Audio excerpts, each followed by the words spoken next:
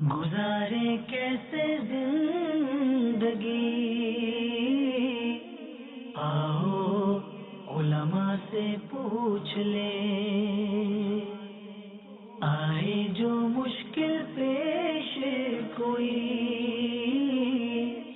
آؤ علماء سے پوچھ لیں۔ الحمد للہ رب العالمین والصلاة والسلام على سید المرسلین، اما بعد فاعوذ باللہ من الشیطان الرجیم، بسم اللہ الرحمن الرحیم، الصلاة والسلام علیک یا رسول اللہ وعلى آلك وأصحابك يا حبيب الله، الصلاة والسلام عليك يا نبي الله وعلى آلك وأصحابك يا نور الله، نويت سنة الاعتكاف۔ حضور اکرم صلی اللہ تعالی علیہ وآلہ وسلم کا فرمان مبارک عظمت عالی شان ہے، تم اپنی مجلسوں کو مجھ پر درود پڑھ کر آراستہ کرو کہ تمہارا مجھ پر درود پڑھنا قیامت کے دن تمہارے لیے نور ہوگا۔ صلو علی الحبیب صلی اللہ تعالی علی محمد صلی اللہ علیہ وسلم، صلاۃ و سلاما علیک یا سیدی یا رسول اللہ۔ الحمدللہ فرض علوم کورس کا سلسلہ ہے، اور آج کے ہمارے وہ موضوعات جن پر کلام ہوگا، معراج شریف، حاضر و ناظر اور ایصال ثواب سے متعلقہ آج کا یہ بیان ہے۔ ان میں وہ ضروری ایمانیات اور اعتقاد سے تعلق رکھنے کے حوالے، ان چیزوں کے ثبوت کے حوالے سے چند باتیں انشاءاللہ آج کے اس بیان میں سننے کی سعادت حاصل کریں گے۔ اللہ کریم رب العزت جل وعلا ہم سب کو درست طریقے سے سمجھنے، سیکھنے اور جو کچھ سیکھیں سمجھیں اس پر عمل کرنے کی توفیق عطا فرمائے۔ معراج شریف نبی کریم صلی اللہ تعالی علیہ وآلہ وسلم کی بہت سی خصوصیات، اللہ کریم نے بہت سے معجزات سے اور بہت سی خصوصیات سے آپ صلی اللہ تعالی علیہ وآلہ وسلم کو نوازا ہے۔ انہی خصوصیات میں سے آپ کی جو ایک اہم خصوصیت ہے وہ آپ صلی اللہ تعالی علیہ وآلہ وسلم کو معراج کروانا ہے۔ معراج کے بارے میں بنیادی طور پر جو علماء اہل سنت نے حوالہ جات سے صحابہ کرام علیہم رضوان کے اور صحابہ کے بعد فقہا، علماء، محدثین، ان کے حوالے سے جس بات کو، جس بنیادی بات کو، ایک عقیدے کو بیان فرمایا ہے، خلاصتاً وہ عقیدہ پہلے ہم سنتے ہیں کہ معراج کے حوالے سے ہمارا عقیدہ کیا ہے۔ معراج کے تین حصے ہیں۔ بنیادی عقیدہ اس حوالے سے جو خلاصتاً بیان کیا گیا ہے کہ مسجد حرام سے مسجد اقصی تک، وہاں سے ساتوں آسمان، عرش، کرسی، بلکہ بالائے عرش، عرش سے بھی اوپر، رات کے ایک خفیف یعنی تھوڑے سے حصے میں بیداری کی حالت میں جسم اور روح کے ساتھ نبی کریم صلی اللہ تعالی علیہ وآلہ وسلم تشریف لے گئے، اور وہ قرب کمال حاصل ہوا آپ کو، وہ قرب کمال حاصل ہوا کہ جو نہ کسی انسان کو، نہ فرشتے کو، نہ نبی کو، نہ رسول کو حاصل ہوا۔ اور اللہ تبارک و تعالی کا دیدار بیداری کے عالم میں اپنے سر کی آنکھوں سے کیا، اور کلام الہی کو بلا واسطہ سنا۔ یہی وہ عقیدہ ہے جمہور اہل اسلام، اصحاب رسول کی کثیر جماعتیں اسی عقیدے کے معتقد، اعتقاد رکھنے والے تھے کہ نبی کریم علیہ السلام اپنے جسم اور روح کے ساتھ رات کے خفیف سے حصے میں، تھوڑے سے حصے میں، راتوں رات مسجد حرام سے مسجد اقصی اور پھر آگے آسمانوں پر عرش، بالا عرش، اور وہ قرب کمال اور قرب خاص میں پہنچے جو قرب آج تک کسی کو حاصل نہ ہوا۔ اور یہ خصوصیت نبی کریم صلی اللہ تعالی علیہ وآلہ وسلم کی خصوصیت تھی۔ معراج کے 3 حصے ہیں۔ پہلا حصہ یہ ہے کہ جس کو قرآن مجید فرقان حمید میں سورہ بنی اسرائیل کی پہلی آیت مبارکہ میں ہی بیان فرمایا، سبحان الذی اسری بعبدہ لیلا من المسجد الحرام الی المسجد الاقصی الذی بارکنا حولہ لنریہ من آیاتنا انہ هو السمیع البصیر۔ ترجمہ: پاکی ہے اسے جو اپنے بندے کو راتوں رات لے گیا مسجد حرام سے مسجد اقصی تک، جس کے گردا گرد یعنی ارد گرد اللہ فرماتا ہے ہم نے برکت کو رکھا ہے تاکہ ہم اسے اپنی عظیم نشانیاں دکھائیں۔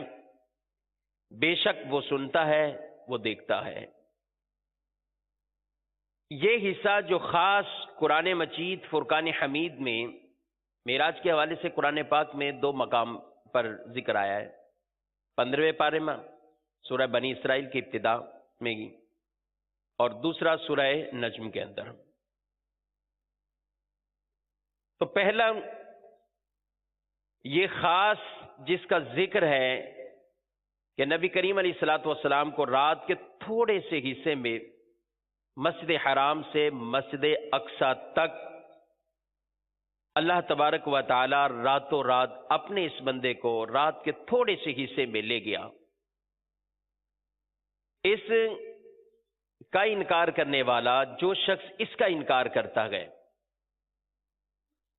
مطلقاً ہی انکار کرتا ہے کہ مسجد حرام سے مسجد اقصی تک کا بھی سفر نہیں ہے، تو یہ چونکہ نص قرآنی واضح طور پر ایک قطعی دلیل سے ثابت ہے، تو اس کا انکار کرنے والا ویسے ہی کافر ہو جائے گا، دائرہ اسلام سے خارج ہو جائے گا، کہ جو اس حصے کو ہی نہ مانے معراج کے۔ تو یہ پہلا ایک حصہ۔ دوسرا معراج کے حوالے سے کہ پھر آگے جس کو معراج کہا جاتا ہے، ایک اسرا پہلے کو کہ جو مسجد حرام سے مسجد اقصی تھا، دوسرا معراج، اور تیسرا اعراج یا عروج۔ اعراج یا عروج۔ دوسرا حصہ یہ ہے کہ آسمانوں کی سیر، منازل قرب میں پہنچنا، اس کے بارے میں علماء لکھتے ہیں کہ یہ حصہ، یہ بیان احادیث صحیحہ معتمدہ مشہورہ صحیح حدیثوں میں یہ بات ثابت ہے کہ آسمانوں کی سیر کرنا اور پھر قرب خاص میں پہنچنا، منازل قرب طے کرنا، یہ احادیث صحیحہ سے ثابت ہے۔ اس کا انکار کرنے والا وہ گمراہ کہلاتا ہے۔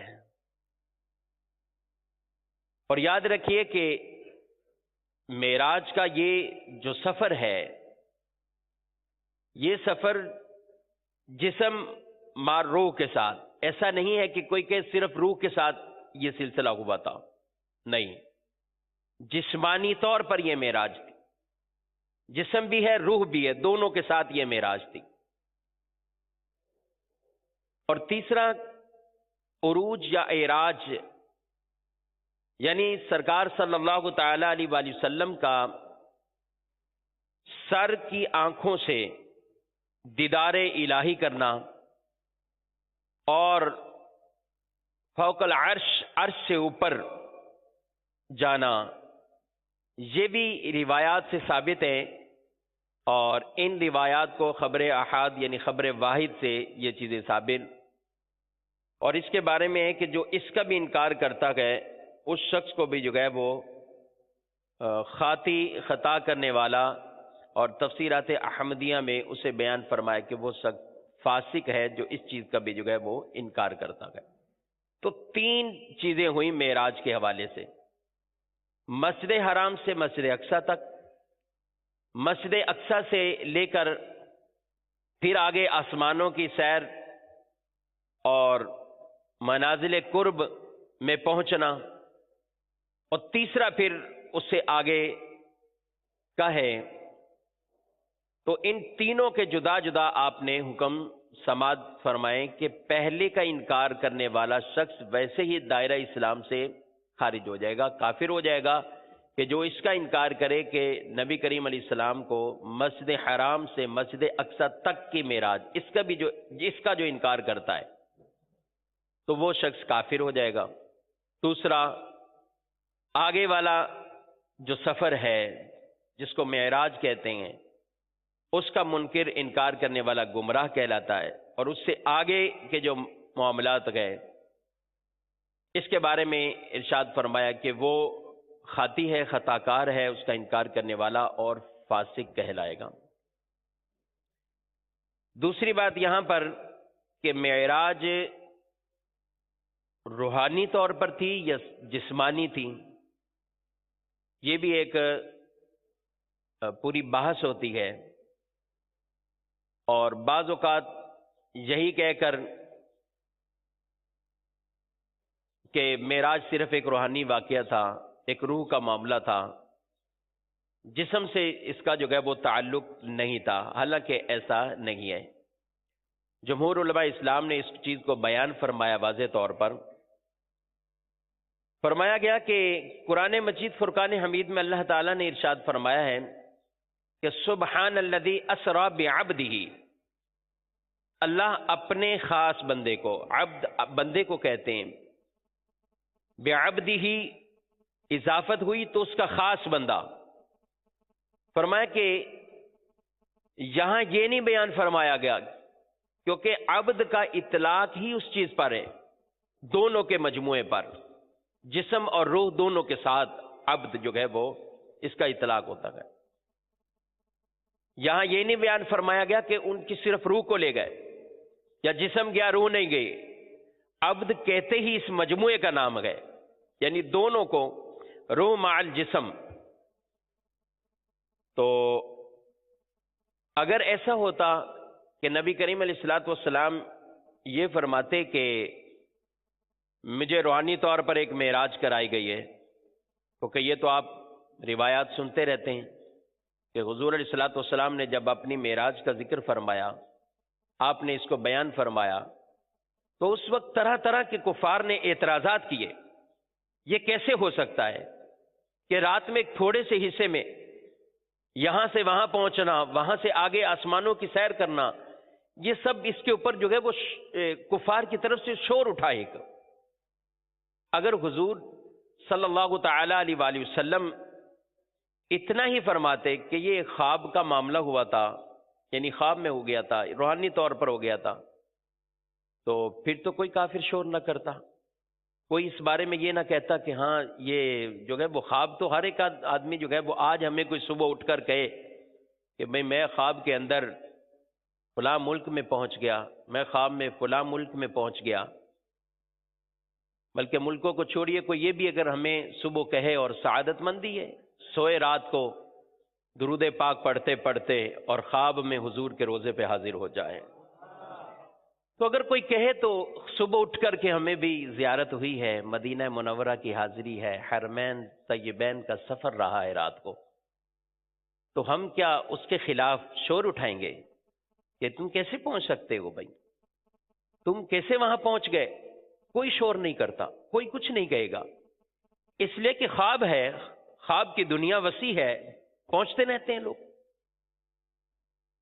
یہ اپنی اپنی سعادتیں ہیں، کوئی کہاں دنیاوی طور پر کسی اور ملکوں میں نکل جاتا ہے، عاشقان رسول جو ہے وہ مدینے کا سفر باندھ لیتے ہیں، جس کے جو ذہنوں میں تصورات ہوں، جن تصورات میں وہ گم رہتا ہے اور سوتا ہے، تو خواب کی دنیا تو وسیع دنیا ہے، اگر کوئی کہتا ہے میں پہنچ گیا تو کوئی کسی پہ اعتراض نہیں کرے گا۔ تو آپ ذرا دیکھیے کہ جو نبی کریم علیہ الصلوۃ والسلام نے جب معراج شریف کو بیان کیا ہے تو کفار سامنے کھڑے ہو گئے، شور مچانے لگ گئے اور کہنے لگ گئے کہ ہمیں وہ بات پکڑ لی، ہم نے اس بات کو کہ جس کے ذریعے ہم اتنا شور مچائیں گے کہ لوگ بھی ہمارے قائل ہو جائیں گے۔ لیکن قربان جائیے صحابہ کرام علیہم رضوان کا کہ حضرت صدیق اکبر رضی اللہ تعالیٰ عنہ کے پاس جب یہ بات پہنچتی ہے اور ان سے پوچھا جاتا ہے اگر کوئی شخص یہ کہے کہ میں راتوں رات یہاں سے سفر کر کے وہاں سے آگے اور رات کے کچھ حصے میں یہ سفر کیا پھر واپس بھی آ گیا، کفار نے جو ہے وہ شور مچانا شروع کیا اور آپ کے پاس بھی پہنچے کہ اس لیے ہم آپ کو جو ہے وہ یہ بات کہہ کر جو ہے وہ حضور علیہ الصلوۃ والسلام سے معاذ اللہ انحراف کروا لیں گے، بدزن کروا لیں گے۔ لیکن سیدنا ابو بکر صدیق رضی اللہ تعالی عنہ آپ کو جب بتایا گیا تو آپ نے فرمایا یہ دعویٰ کون کر رہا ہے، یہ کہہ کون رہا ہے؟ تو کہا یہ تمہارے نبی کہہ رہے ہیں۔ تو فرمایا اگر میرے نبی کہہ رہے تو بے شک سچ فرما رہے ہیں، تو وہ سچ ہی کہہ رہے ہیں۔ تو آپ نے تصدیق کی اس بات کی، اور صحابہ کرام علیہ رضوان نے کہ حضور فرماتے تو حضور سچ ہی فرماتے گئے۔ تو یہ سلسلہ خواب کا نہیں تھا، صرف یعنی یہ کہ یہ ایک خواب کی بات تھی یا روحانی طور پر ایک تھا سلسلہ، نہیں، جسم بھی ہے، روح بھی ہے، اور بعبدہ قرآن مجید فرقان حمید میں جس کو بیان فرمایا ہے وہ ہے ہی اس کے ساتھ کہ جسم مع روح کے ساتھ اس کا جو ہے وہ اطلاق ہوتا ہے۔ تفسیرات احمدیہ میں یہ بات بیان فرمائی گئی کہ جو شخص یہ کہے صرف روحانی طور پر ہوا تھا یا خواب میں معراج کا سلسلہ تھا، تو ایسا شخص جس کے بارے میں علماء لکھتے ہیں کہ وہ بدعتی ہے، گمراہ ہے، گمراہ کرنے والا ہے اور فاسق ہے۔ جو شخص یہ عقیدہ رکھتا ہو، یہ اپنا نظریہ اور خیالات رکھتا ہو کہ یہ صرف روحانی طور پر سلسلہ ہوا تھا یا فقط ایک خواب کی بات تھی، عام بیداری کے اندر کچھ جگہ وہ ایسا سلسلہ نہیں تھا، ہم نے بنیادی طور پر جو اس کا عقیدہ تھا وہ سماعت کیا کہ ہمارا عقیدہ یہی ہے کہ نبی کریم علیہ السلام جاگتے ہوئے بیداری کے عالم میں آپ صلی اللہ تعالی علیہ وآلہ وسلم کا یہ معراج کا سلسلہ ہوا تھا۔ اور پھر دوسری بات، پہلی بات تو یہ کہ معراج یہاں سے یہاں تک وہ 3 قسمیں ہم نے سنی، پھر یہ جسم کے ساتھ ہے، اور تیسری بات کہ خاصہ مصطفیٰ یعنی حضور کی خصوصیات میں سے یہ خصوصیت، اور اللہ کا آپ پر یہ انعام اور کرم نوازی ہے کہ نبی کریم صلی اللہ تعالی علیہ وآلہ وسلم نے جاگتے ہوئے بیداری کے عالم میں اپنے سر کی آنکھوں سے اللہ کا دیدار کیا ہے۔ جاگتے ہوئے بیداری کے عالم میں سر کی آنکھوں سے، خواب کا معاملہ نہیں ہے، اور یہ خصوصیت ہی حضور صلی اللہ تعالی علیہ وآلہ وسلم کی ہے۔ حضرت موسیٰ علیہ السلام کہنے لگے کہ ربی آرینی، اے اللہ دیکھنا چاہتا ہوں، اپنا جلوہ دکھا، دیدار کرا۔ ارشاد فرمایا لن ترانی، موسیٰ تم نہیں دیکھ سکتے، ولیکن انظر الی الجبل، لیکن اس پہاڑ کی طرف دیکھو۔ تو موسیٰ علیہ السلام جس چیز کے بارے میں اللہ سے کہہ رہے ہیں، آگے سے جو ہے وہ لن ترانی کا جو ہے وہ ارشاد فرمایا جا رہا ہے۔ نبی کریم صلی اللہ تعالی علیہ وآلہ وسلم کی یہ خصوصیت ہے کہ آپ کو جاگتے ہوئے بیداری کے عالم میں فرشتوں کی جماعت کے ساتھ بلایا جاتا ہے، اور پھر وہ ایک مقام آتا ہے کہ جہاں سب کچھ جو ہے وہ فرشتے بھی، حتیٰ کہ حضرت جبریل امین بھی اس مقام سے آگے جو ہے وہ بڑھ نہیں سکتے۔ ہمارے پیارے نبی صلی اللہ تعالی علیہ وآلہ وسلم کو اللہ تبارک و تعالی نے وہ طاقت سے بھی نوازا ہے، اللہ تعالیٰ نے ان کرم نوازیوں سے آپ پر جو ہے وہ کرم نوازیاں آپ پر کی ہیں کہ جہاں حضرت جبریل بھی رک جاتے ہیں، حضور علیہ الصلوۃ والسلام وہاں سے بھی آگے جو ہے وہ تشریف لے کر چلے جاتے ہیں، اور پھر اپنی سر کے آنکھوں سے بیداری میں آپ نے اللہ تبارک و تعالیٰ کا دیدار کیا۔ دنیا میں حضور کا خاصہ یہ، کسی اور کو جو ہے وہ یہ حاصل نہیں ہے۔ ہاں آخرت کے اندر وہ انشاءاللہ ہر سنی مسلمان کے لیے دیدار الہی ممکن بلکہ واقع ہوگا۔ قلبی طور پر دیدار کرنا، جلوہ دیکھنا، خواب کے اندر اللہ کا دیدار کرنا، تو یہ انبیاء کرام علیہم السلام بلکہ اولیاء اعظام کے لیے بھی یہ چیز ثابت ہے، خواب کے اندر دیدار کرنا، دیدار الہی خواب کے اندر کرنا، یہ ثابت ہے۔ ہمارے امام اعظم ابو حنیفہ رضی اللہ تعالی عنہ، انہوں نے خواب کے اندر 100 مرتبہ اللہ کا دیدار کیا ہے، خواب کے اندر 100 مرتبہ جو ہے۔ تو خواب میں اولیاء کے لیے بھی ثابت ہے، اور بیداری کے اندر، بیداری کے عالم میں کسی کے لیے بھی جو ہے وہ یہ نہیں ہے سوائے پیارے نبی صلی اللہ تعالی علیہ وآلہ وسلم کے لیے، کہ نبی کریم علیہ الصلوۃ والسلام کی یہ بہت بڑی خصوصیت ہے، آپ پر یہ بہت بڑا اللہ کا انعام ہے کہ آپ نے بیداری کے اندر جاگتے ہوئے سر کی آنکھوں سے اللہ عز و جل کا جو ہے وہ دیدار کیا ہے۔ اور اگر کوئی شخص دنیا میں جاگتے ہوئے بیداری کی حالت میں یہ اگر دعویٰ کرتا ہے تو اس پر جو ہے وہ علماء حکم کفر فرماتے ہیں کہ جو یہ دعویٰ کرے میں نے جاگتے ہوئے دیکھ لیا ہے، اللہ کا دیدار کر لیا ہے، تو اس کے لیے جو ہے وہ حکم کفر ارشاد فرمایا ہے۔ نبی کریم صلی اللہ تعالی علیہ وآلہ وسلم کے دیکھنے کے بارے میں، اللہ کا دیدار کرنے کے بارے میں، یہ بہت سی احادیث طیبہ میں بھی یہ بات صحابہ اکرام علیہ مردوان نے بھی بیان فرمائی ہے۔ قرآن مجید فرقان حمید میں جو دوسرے مقام پر، پہلے تو 15ویں پارے میں، آگے سورہ نجم میں اللہ تبارک و تعالی نے اسی ذکر معراج کا ارشاد فرمایا ہے۔ چند آیات وہاں سے ہم سنتے ہیں۔ بسم اللہ الرحمن الرحیم، والنجم اذا ہوا، ارشاد فرما رہا ہے اس پیارے چمکتے تارے محمد کی قسم جب یہ معراج سے اترے، اس پیارے چمکتے تارے محمد کی قسم جب یہ معراج سے اترے۔ ما ضل صاحبکم وما غوا، تمہارے صاحب نہ بہکے نہ بے راہ چلے، وما ینطق عن الہوا، اور وہ کوئی بات اپنی خواہش سے نہیں کرتے، ان ہوا الا وحی یوحا، وہ تو نہیں مگر وہی جو انہیں کی جاتی ہے۔ علمہ شدید القوا، انہیں سکھایا سخت قوتوں والے طاقتور نے۔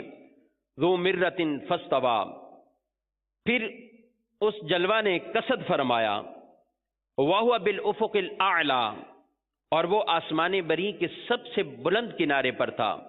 ثُمَّ دَنَا فَتَدَلَّى، پھر وہ جلوہ نزدیک ہوا، پھر خوب اتر آیا. فَكَانَ قَابَ قَوْسَيْنِ أَوْ أَدْنَى، تو اس جلوے اور اس محبوب میں 2 ہاتھ کا فاصلہ رہا، بلکہ اس سے بھی کم. اور ارشاد فرمایا فَأَوْحَى إِلَىٰ عَبْدِهِ مَا أَوْحَى، اب وہی فرمائی اپنے بندے کو جو وہی فرمائی. مَا كَذَبَ الْفُؤَادُ مَا رَأَىٰ، دل نے جھوٹ نہ کہا جو دیکھا. أَفَتُمَارُونَهُ عَلَىٰ مَا يَرَىٰ، تو کیا تم ان سے ان کے دیکھے ہوئے پر جھگڑتے ہو. وَلَقَدْ رَآهُ نَزْلَةً أُخْرَىٰ، اور انہوں نے تو وہ جلوہ 2 بار دیکھا ہے. عند سدرۃ المنتہا، سدرۃ المنتہا کے پاس. عندہا جنت المأویٰ، اس کے پاس جنت المأویٰ ہے. اذ یغشی السدرۃ ما یغشی، جب سدرہ پر چھا رہا تھا جو چھا رہا تھا. ما زاغ البصر وما طغی، آنکھ نہ کسی طرف پھری نہ حد سے بڑی. نبی کریم علیہ الصلوۃ والسلام کہ یہی دیدار کرنے کے بارے میں امام بخاری حضرت انس رضی اللہ تعالیٰ عنہ سے روایت کرتے ہیں کہ حضور علیہ الصلوۃ والسلام جب سدرۃ المنتہا پہ پہنچے تو ارشاد فرمایا وَدَنَ الْجَبَّارُ رَبُّ الْعِزَّةِ فَتَدَلَّى حَتَّى كَانَ مِنْهُ قَابَ قَوْسَيْنِ أَوْ أَدْنَىٰ، یعنی سرکار دو عالم صلی اللہ تعالیٰ علیہ وسلم سدرۃ المنتہا پر آئے تو جبار رب العزت اپنی شان کے مطابق آپ کے قریب ہوا، پھر اور زیادہ قریب ہوا کہ آپ سے 2 کمانوں کی مقدار رہ گیا یا اس سے بھی کم جو ہے وہ فاصلہ رہ گیا. مسلم شریف میں حدیث مبارک ہے، حضرت عبداللہ بن شقیق کہتے ہیں کہ میں نے حضرت ابو ذر سے کہا کہ اگر میں حضور کو دیکھتا تو میں ان سے سوال کرتا. ابو ذر کہتے ہیں کہ کس چیز کا تم سوال کرتے؟ تو کہتے ہیں کہ میں یہ سوال کرتا کہ حل رأیتا ربک، کیا آپ نے اپنے رب کو دیکھا ہے؟ قال ابو ذر سألتہ، ابو ذر کہتے ہیں کہ یہ سوال تو میں نے حضور سے پوچھا ہے، یہ سوال میں نے پوچھا ہے. تو حضور نے ارشاد فرمایا فقال رأیت نورا، میں نے وہ نور دیکھا ہے. آگے اور بھی حدیث مبارکہ ہیں. حضرت عبداللہ بن عباس رضی اللہ تعالیٰ نے بیان کیا کہ نبی کریم علیہ الصلوۃ والسلام نے اپنے رب کو جو ہے وہ 2 مرتبہ دیکھا ہے، ایک مرتبہ آنکھ سے دیکھا ہے اور ایک مرتبہ دل سے دیکھا ہے. مزید بھی جو ہے وہ ایک اور روایت میں حضرت عبداللہ بن عباس رضی اللہ تعالیٰ عنہ بیان کرتے ہیں کہ اے لوگوں، کیا تم تعجب کرتے ہو کہ ابراہیم علیہ السلام کو اللہ تعالیٰ نے خلیل بنایا، اس پر تم تعجب کرتے ہو. موسیٰ علیہ السلام کو کلیم بنایا، ان سے کلام فرمایا، اس پہ تم تعجب کرتے ہو. اور رؤیت کو یعنی اپنے دیدار کو محمد عربی صلی اللہ تعالیٰ علیہ وسلم کے لیے رکھا، اس پر تم تعجب کرتے ہو.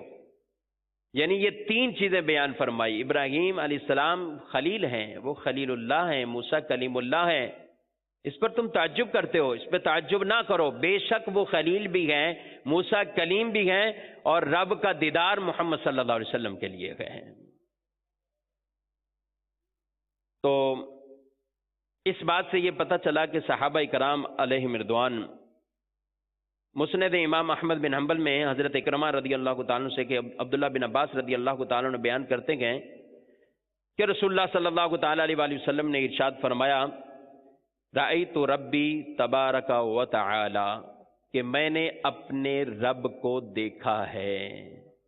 اور حضرت عبداللہ بن عباس رضی اللہ تعالیٰ عنہ آپ یہ بیان فرمایا کرتے تھے کہ مجھے جب کوئی کسی طرح کا بھی یہ بیان کرتا ہے یا کہتا ہے کہ اللہ تبارک و تعالیٰ کا دیدار کرنا، حضور علیہ الصلوۃ والسلام نے دیدار نہیں کیا ہے، یا کوئی اس طرح کی بات کہتے، تو حضرت عبداللہ بن عباس رضی اللہ تعالیٰ عنہ اس بات کو بیان فرماتے کہ میں اس کے جواب میں صرف یہی کہہ دیتا تھا کہ میں نے رسول اللہ صلی اللہ تعالیٰ علیہ وآلہ وسلم سے یہ سنا ہے، حضور نے یہ فرمایا ہے کہ میں نے اپنے رب کو دیکھا ہے۔ تو اب جب حضور نے یہ فرمایا گئے میں نے اپنے رب کو دیکھا ہے، تو پھر اب میں کسی اور تعویل کی طرف یا کسی اور بات کی طرف توجہ نہیں کرتا ہے۔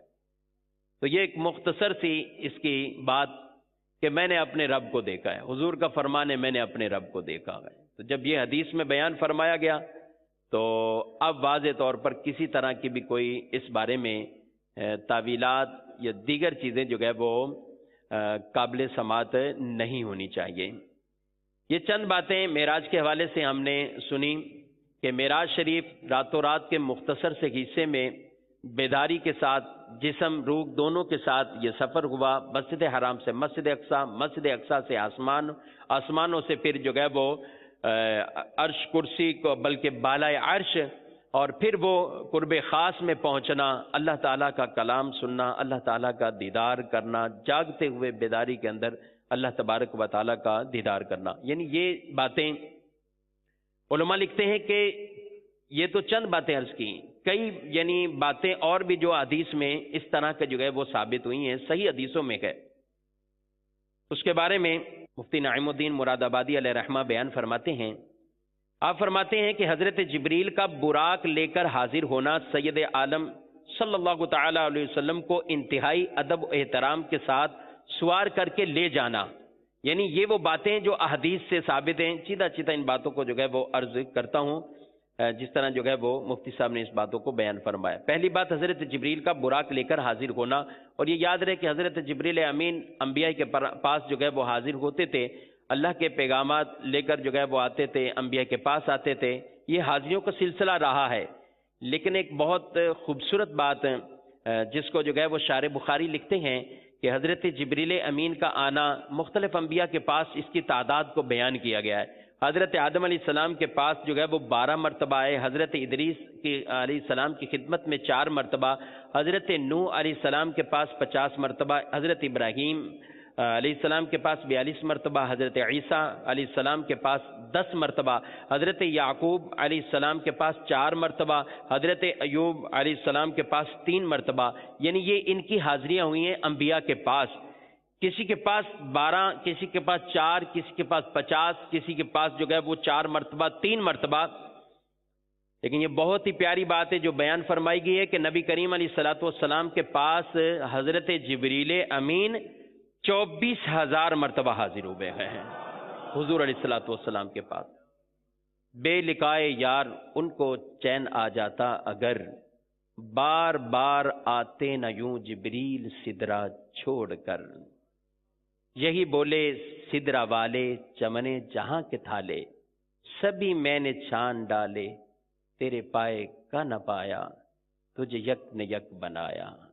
تو حضور علیہ الصلوۃ والسلام کے پاس 24,000 مرتبہ حضرت جبریل کا آنا، تو ان میں سے ایک آنا یہ معراج کے لیے بھی تھا۔ یہ آنا پھر بڑے اکرام کے ساتھ لے کر جانا، سوار کرانا، بیت المقدس میں حضور علیہ الصلوۃ والسلام کا انبیاء کی امامت فرمانا، پھر آگے آسمانوں کی سیر کی طرف متوجہ ہونا، جبریل امین کا ہر آسمان کے دروازے کو کھلوانا، اور ہر آسمان پر وہاں کے صاحب مقام نبی کا شرف زیارت سے مشرف ہونا، حضور علیہ السلام کی تکریم بجا لانا، تشریف آوری کی مبارکباد دینا، حضور علیہ الصلوۃ والسلام کا ایک آسمان سے دوسرے آسمان کی طرف سیر فرمانا، وہاں کے عجائب دیکھنا، اور پھر سدرۃ المنتہا تک پہنچنا، جہاں سے آگے بڑھنے کی کسی جو ہے وہ فرشتے کو، کسی خاص جو ہے وہ قرب والے کو بھی جو ہے مجال نہیں، حتیٰ کہ جبریل امین کا وہاں معذرت کر لینا اور وہیں رہ جانا، اور حضور علیہ الصلوۃ والسلام کا وہاں سے بھی آگے قرب خاص کی طرف جو ہے وہ ترقیاں فرمانا، اور اس قرب اعلیٰ میں پہنچنا جس کے تصور سے ہمارے ذہن و دماغ اوہام افکار سب جو ہیں وہ عاجز گئے اس بارے میں۔ پھر وہاں انعامات الہیہ کا وارد ہونا اور خصائص عام سے سرفراز فرمایا جانا، آسمان و زمینوں کی سیر کرنا، امت کے لیے نماز فرض ہونا، حضور کا شفاعت فرمانا، جنت دوزخ کو دیکھنا، پھر اپنی جگہ تشریف لے آنا، اس واقعے کی خبریں دینا، کفار کا اس پر شور مچانا، بیت المقدس کی عمارت کا حال پوچھنا، ملک شام جانے والے قافلوں کی کیفیت اور ان کے بارے میں دریافت کرنا اور حضور کا سب کچھ بتا دینا.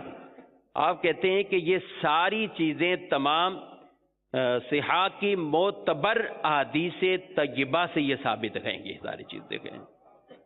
تو معراج کے بارے میں آج یہ چند باتیں ہم نے سنی. اللہ کریم ہم سب کو اسی عقیدے پر استقامت عطا فرمائے جو جمہور علماء اسلام کا عقیدہ ہے، اور اسی کو سمجھنے اور اسی پر ہی ہمیں استقامت عطا فرمائے. صلو علی الحبیب صلی اللہ تعالی علی محمد صلی اللہ علیہ وآلہ وسلم. آج کے بیان کا دوسرا موضوع عقیدہ حاضر و ناظر سے متعلق چند باتیں عرض کروں گا. عقیدہ حاضر و ناظر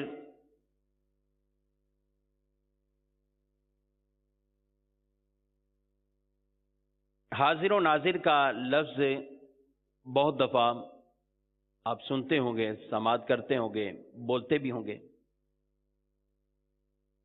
حاضر و ناظر کے بارے میں ہمارا عقیدہ کیا ہے؟ بنیادی عقیدہ کیا ہے؟ نبی کریم صلی اللہ تعالی علیہ وآلہ وسلم کے بارے میں ہمارا یہ عقیدہ ہے کہ آپ صلی اللہ تعالی علیہ وآلہ وسلم اپنے جسم کے ساتھ روضہ منورہ میں تشریف فرما ہیں. اپنی نگاہ نبوت اور اپنے علم سے اپنے نور سے اپنی نگاہ نبوت سے کائنات کے تمام ذروں کو ملاحظہ فرما رہے ہیں. حضور علیہ السلام قبر انور میں تشریف فرما ہیں، جسم کے ساتھ حیات ہیں. اپنی نگاہ نبوت سے کائنات کے ذرے ذرے کو ملاحظہ فرما رہے ہیں. اور آپ جب چاہیں جہاں چاہیں اللہ کریم رب العزت جل وعلا نے آپ کو یہ اختیار، قدرت، طاقت دی ہے. جب چاہیں جہاں چاہیں اپنے جسم مبارک کے ساتھ وہاں تشریف لے کے جا سکتے ہیں. اور ایک وقت میں متعدد مقامات پر اگر جانا چاہیں تو یہ بھی ممکن ہے. یعنی آپ اپنی مرضی سے متعدد جگہوں پر بھی جو ہے وہ جا سکتے ہیں. اور یہ سب کچھ اللہ تعالی کی دی ہوئی طاقت، قدرت اور عطا سے ہے. کتنی ایک مختصر اور جامع یہ علماء اہل سنت نے حاضر و ناظر کے حوالے سے یہ ایک تعریف فرمائی ہے، ایک خلاصتاً اس عقیدے کو جو ہے بیان فرمایا ہے. اگر آدمی اس کو ہی ان 4 سطروں کو درست سمجھ لے تو شاید آنے والے جتنے بھی اعتراضات ہوں، کوئی دل میں آنے والا وسوسہ یا کسی دوسرے کی طرف سے ڈالا گیا خیال یا وسوسہ یا شیطانی کوئی بھی ایسا خیال وسوسہ ہو، تو ان سب کو جو ہے وہ اس سے دفع یعنی دور کیا جا سکتا ہے. کہ ہمارا اعتقاد ہے اس بارے میں کہ آپ علیہ الصلوۃ والسلام قبر انور میں آپ تشریف فرما ہیں. اور یہ ہمارا بالکل اس بارے میں یہ عقیدہ نہیں ہے کہ آپ ہر وقت جسم کے ساتھ ہر جگہ پہ موجود ہوتے ہیں. نہیں، حاضر و ناظر کے بارے میں ہمارا عقیدہ یہ ہے جو ہمارے علماء اہل سنت نے بیان فرمایا ہے کہ آپ صلی اللہ تعالی علیہ وآلہ وسلم اپنے جسم کے ساتھ قبر شریف میں گئے، پھر اور قبر میں سب کو ملاحظہ فرما رہے ہیں، دیکھ رہے ہیں. یہ آپ کا علم ہے، یہ آپ کا نور ہے، یہ آپ کی نگاہ نبوت ہے، آپ دیکھ رہے ہیں. اور جہاں جانا چاہیں یہ آپ تصرف بھی فرما سکتے ہیں، آپ وہاں جا بھی سکتے ہیں. اور اگر ایک وقت میں کئی جگہوں پہ جانا چاہیں تو یہ بھی واقع ہے، ایسا بھی ممکن، آپ وہاں بھی جا سکتے ہیں. تو یہ آپ کے پاس اختیار ہے، اور یہ اللہ کی دی ہوئی طاقت اور دی ہوئی عطا سے آپ کے پاس یہ اختیار ہے. ہم دیکھتے ہیں یعنی حاضر اور ناظر کو، ناظر کہتے ہیں دیکھنے والے کو، حاضر کہتے ہیں جو وہاں پہ موجود ہو، کوئی تصرف کر سکتا ہو، اس کو حاضر کہتے ہیں. مثال کے طور پہ ہم یہاں سے وہاں دور صحن میں دیکھیں تو ہم یہاں سے وہاں دیکھنے والے کہلائیں گے، ناظر ہیں ہم وہاں پہ کوئی ہاتھ اٹھا کر کوئی تصرف کر لیں، کوئی ایسی ہمیں طاقت ہو، یہ نہیں ہے، اس لیے ہم صرف ناظر کہلائیں گے۔ آدمی زمین پر بیٹھ کر جو ہے وہ آسمان کو دیکھتا ہے تو آسمان کو دیکھنے سے وہ ناظر ہو جاتا ہے، وہاں دیکھ رہا ہے۔ کوئی وہاں تصرف کر لے، یہ طاقت میں نہیں ہے، اور جس کو وہاں تصرف کی بھی طاقت ہو وہ وہاں حاضر بھی کہلاتا ہے۔ تو نبی کریم صلی اللہ تعالی علیہ وآلہ وسلم چونکہ قبر انور میں تشریف فرما ہے، کائنات کے ذرے ذرے کو ملاحظہ کر رہے گئے اور جہاں چاہیں یہ تصرف بھی فرما سکتے ہیں، اپنے جسم کے ساتھ وہاں جا بھی سکتے ہیں، تو اس لیے آپ کے لیے لفظ حاضر و ناظر کا بولا جاتا ہے۔ آپ ذرا غور کریں، عام عالم کی طرف دیکھیں کہ بیک وقت میں کتنے لوگ انتقال کر رہے ہیں، فوت ہوتے ہیں، کوئی شہر میں، کوئی گاؤں میں، کوئی جو ہے وہ دور دراز میدانوں میں، پہاڑوں میں، کوئی جو ہے وہ جہاز پہ جو ہے وہ سفر کر رہا ہے، حادثات میں۔ اور یہ بھی ہمارا عقیدہ ہے کہ ملک الموت جو ہے وہ ان کی روح کو قبض کرتا ہے۔ تو ملک الموت، اس فرشتے کو اللہ تعالیٰ نے یہ طاقت بخشی ہے کہ یہ بیک وقت کتنوں کے پاس جو ہے وہ جا کر ان کی روح کو قبض کر لیتے ہیں۔ بیک وقت لاکھوں لاکھ جو ہے وہ انتقال بھی کر جاتے ہیں مختلف جگہوں پر، دور دراز، کوئی اس ملک میں فوت ہو رہا ہے، کوئی فلاں کسی اور ملک میں فوت ہو رہا ہے۔ تو یہ جو انتقال ہو رہا ہے، ان کی روح کون قبض کر رہے ہیں؟ ملک الموت، فرشتہ۔ تو اللہ تبارک و تعالی نے اس فرشتے کو یہ طاقت دی ہے، اللہ کی عطا سے اس کو یہ طاقت ہے، یہ بیک وقت اتنے مقام پر جو ہے وہ پہنچ جاتا ہے۔ منکر نکیرین قبر کے اندر بیک وقت کتنے لوگوں کی تدفین ہو رہی، کوئی کہاں ہے، کوئی کس ملک میں، کوئی کس ملک میں، اور ان سے منکر نکیر جو ہیں وہاں پہنچ رہے ہیں، ان سے سوالات کر رہے ہیں، ان کو بھی یہ طاقت ہے۔ تو جب ہم اس بارے میں ذرا یہ دیکھتے ہیں کہ جب اللہ نے اپنے ان فرشتوں کو یہ طاقتیں دی ہیں، تو پھر یہ بات بھی بہت اچھی طرح سمجھ میں آ جاتی ہے کہ اللہ تبارک و تعالیٰ کی دی ہوئی طاقت وہ بڑی وسیع ہوتی ہے، بڑی وسیع ہوتی ہے۔ جب ایک فرشتہ مختلف مقام پر جو ہے ایک ہی وقت میں کئی جگہوں پر پہنچ جاتا ہے، اور اس کو پہنچنے کی طاقت بھی ہے، منکر نکیرین بھی پہنچ جاتے ہیں قبروں کے اندر، تو پھر اللہ کے پیارے رسول صلی اللہ تعالی علیہ وآلہ وسلم کیوں نہیں پہنچ سکتے ہیں؟ تو حضور کو بھی یہ طاقت۔ بلکہ حدیث مبارکہ میں صحیح بخاری مسلم کی جو حدیث ہے، قبر کا ایک سوال یہ بھی ہوگا، ما کنت تقول فی ھذا الرجل، کہ آپ کیا کہتے تھے اس مرد کے بارے میں؟ تو جب یہ سوال ہوگا اس ذات کے بارے میں کیا کہتے تھے، تو مفتی احمد یار خنیمی علیہ رحمہ لکھتے ہیں کہ قبر کے اندر میت کو جو ہے وہ قریب سے، قرب سے حضور صلی اللہ تعالی علیہ وآلہ وسلم کی زیارت کرائی جائے گی، اور فرمایا یہ ھذا، اس ذات کے بارے میں، ھذا کہتے ہیں یہ اس جو قریب میں ہو، فرماتے ہیں جہاں یہ وہاں بولتے ہیں جہاں چیز نظر آ رہی ہوتی ہے اور قریب بھی ہو۔ اور اس سے ہمیں یہ بات پتہ چلی کہ نبی کریم علیہ السلام کو اللہ نے یہ بھی طاقت دی ہے، بیک وقت لاکھوں جو ہے وہ لوگوں کی قبروں میں جو ہے وہ آپ پہنچ جاتے ہیں، یہ بھی آپ کے پاس طاقت ہے۔ ایک سورج کو ہم دیکھتے ہیں، سورج جو ہے وہ اپنی شعاؤں کے ساتھ، اپنی کرنوں کے ساتھ کہاں کہاں ہے، ہر جگہ جو ہے وہ سورج ہے۔ سورج کے آگے اگر شیشے آئینے لے کر کھڑے ہو جائیں تو جو کچھ سورج میں وہ سارا کا سارا اس شیشے اور آئینوں میں بھی آپ کو نظر آ جائے گا۔ یہ ہر جگہ کو جو ہے وہ پہنچ رہا ہے اور لوگ دیکھ رہے گئے۔ آپ فرماتے ہیں کہ جب یہ سورج یہ ہر جگہ جو ہے وہ جلوہ گری کرتا ہے، تو پھر نبوت کا سورج لاکھوں قبروں میں بیک وقت کیوں نہیں پہنچ سکتا ہے؟ تو جس طرح یہ سورج ہر جگہ پر جو ہے وہ آتا گئے، تو یہ ایک مثال سمجھانے کے لیے تاکہ ہمیں جو ہے وہ صحیح بات جلدی عام فہم جو ہے وہ مثالوں میں سمجھ میں آ جائے۔ تو حاضر ناظر کا جو ایک خلاصتاً عقیدہ علماء اہل سنت نے جو اپنی کتابوں میں بیان فرمایا، اب اس کے بارے میں چند جو ہے وہ دلائل بھی آپ سماعت کیجئے۔ قرآن مجید فرقان حمید میں اللہ تبارک و تعالیٰ نے سورہ احزاب میں یہ بیان فرمایا ہے، النبی اولیٰ بالمؤمنین من انفسہم، کہ نبی مسلمانوں کی ان کے جان سے زیادہ مالک ہیں۔ اس میں اولا کا جو معنی بیان کیا گیا ہے، اس کے تحت علماء لکھتے ہیں کہ اس کا کیا معنی ہے؟ فرماتے ہیں اس لفظ کا معنی زیادہ مالک بھی ہے، زیادہ قریب بھی ہے، زیادہ حقدار بھی ہے۔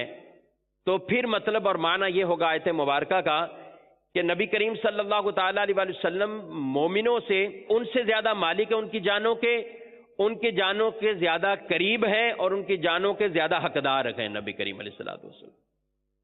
دوسری آیت مبارکہ میں یہ ارشاد فرمایا گیا، یا ایھا النبی انا ارسلناک شاہدا، اے غیب کی خبریں بتانے والے نبی، بے شک ہم نے تمہیں بھیجا حاضر ناظر بنا کر۔ قربان جائیں، اعلیٰ حضرت فاضل بریلوی رحمۃ اللہ تعالیٰ علیہ امیر اہل سنت ترغیب دیتے ہیں، اور آپ کی عام ہی عادت مبارکہ یہی ہے، ترجمہ کرتے ہوئے ہر آیت مبارکہ میں ترجمہ کنز الایمان، ترجمہ کنز الایمان، ترجمہ کنز الایمان بیان فرماتے ہیں۔ تو ترجمہ کنز الایمان کی خصوصیات تو بہت زیادہ ہیں۔ ایک خصوصیت یہ ہے کہ جو ہمارے عقیدے ہیں، اعلیٰ حضرت علیہ رحمہ آیات مبارکہ کا ترجمہ کرتے ہوئے بھی ان عقائد کا ترجمہ جو ہے وہ جو قرآن سے باقاعدہ جو ہے وہ ثابت ہوتے ہیں، اور اس لفظ کا ترجمے وہ بیان فرماتے گئے۔ تو ایسا ترجمہ کرتے گئے کہ پڑھنے والا جو ہے وہ عشق رسول کی دولت سے مالا مال ہو جاتا ہے۔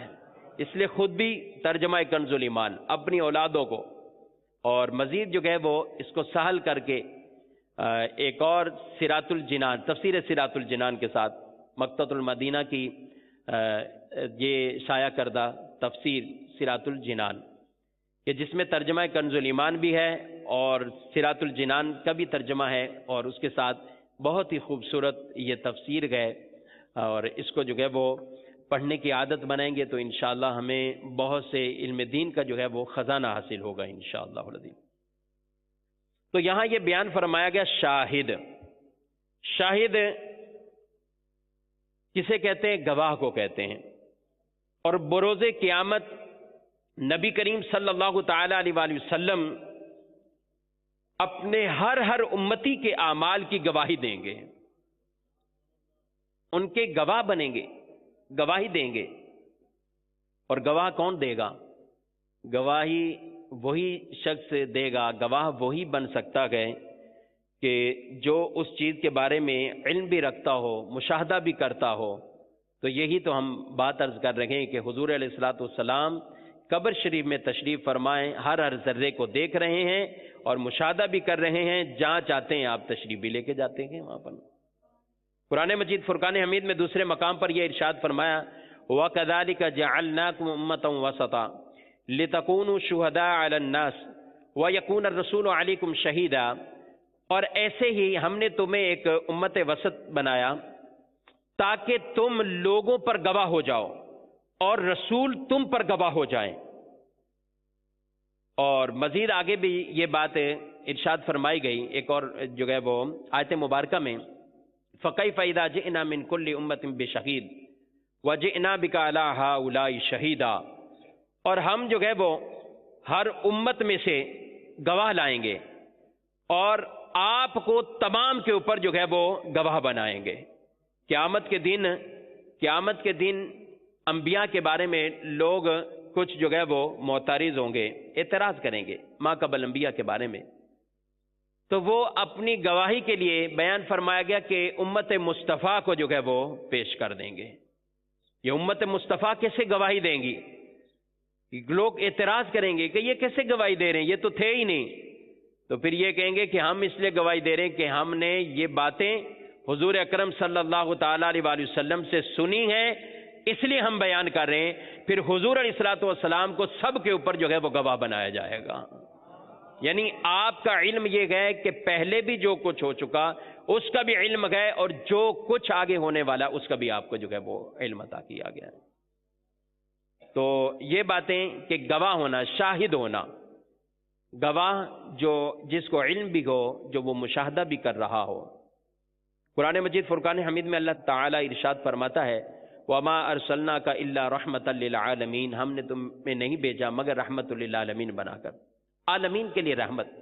یہ رحمت للعالمین جو ہے یہ بھی اپنے ضمن میں کئی چیزیں لیا ہوا ہے کہ حضور جن کے لیے رحمت ہے، ظاہر ہے تمام عالمین کے لیے، صرف عالم دنیا کے لیے نہیں، تمام عالمین کے لیے، عالم بہت زیادہ ہے، ان تمام کے لیے حضور رحمت ہے۔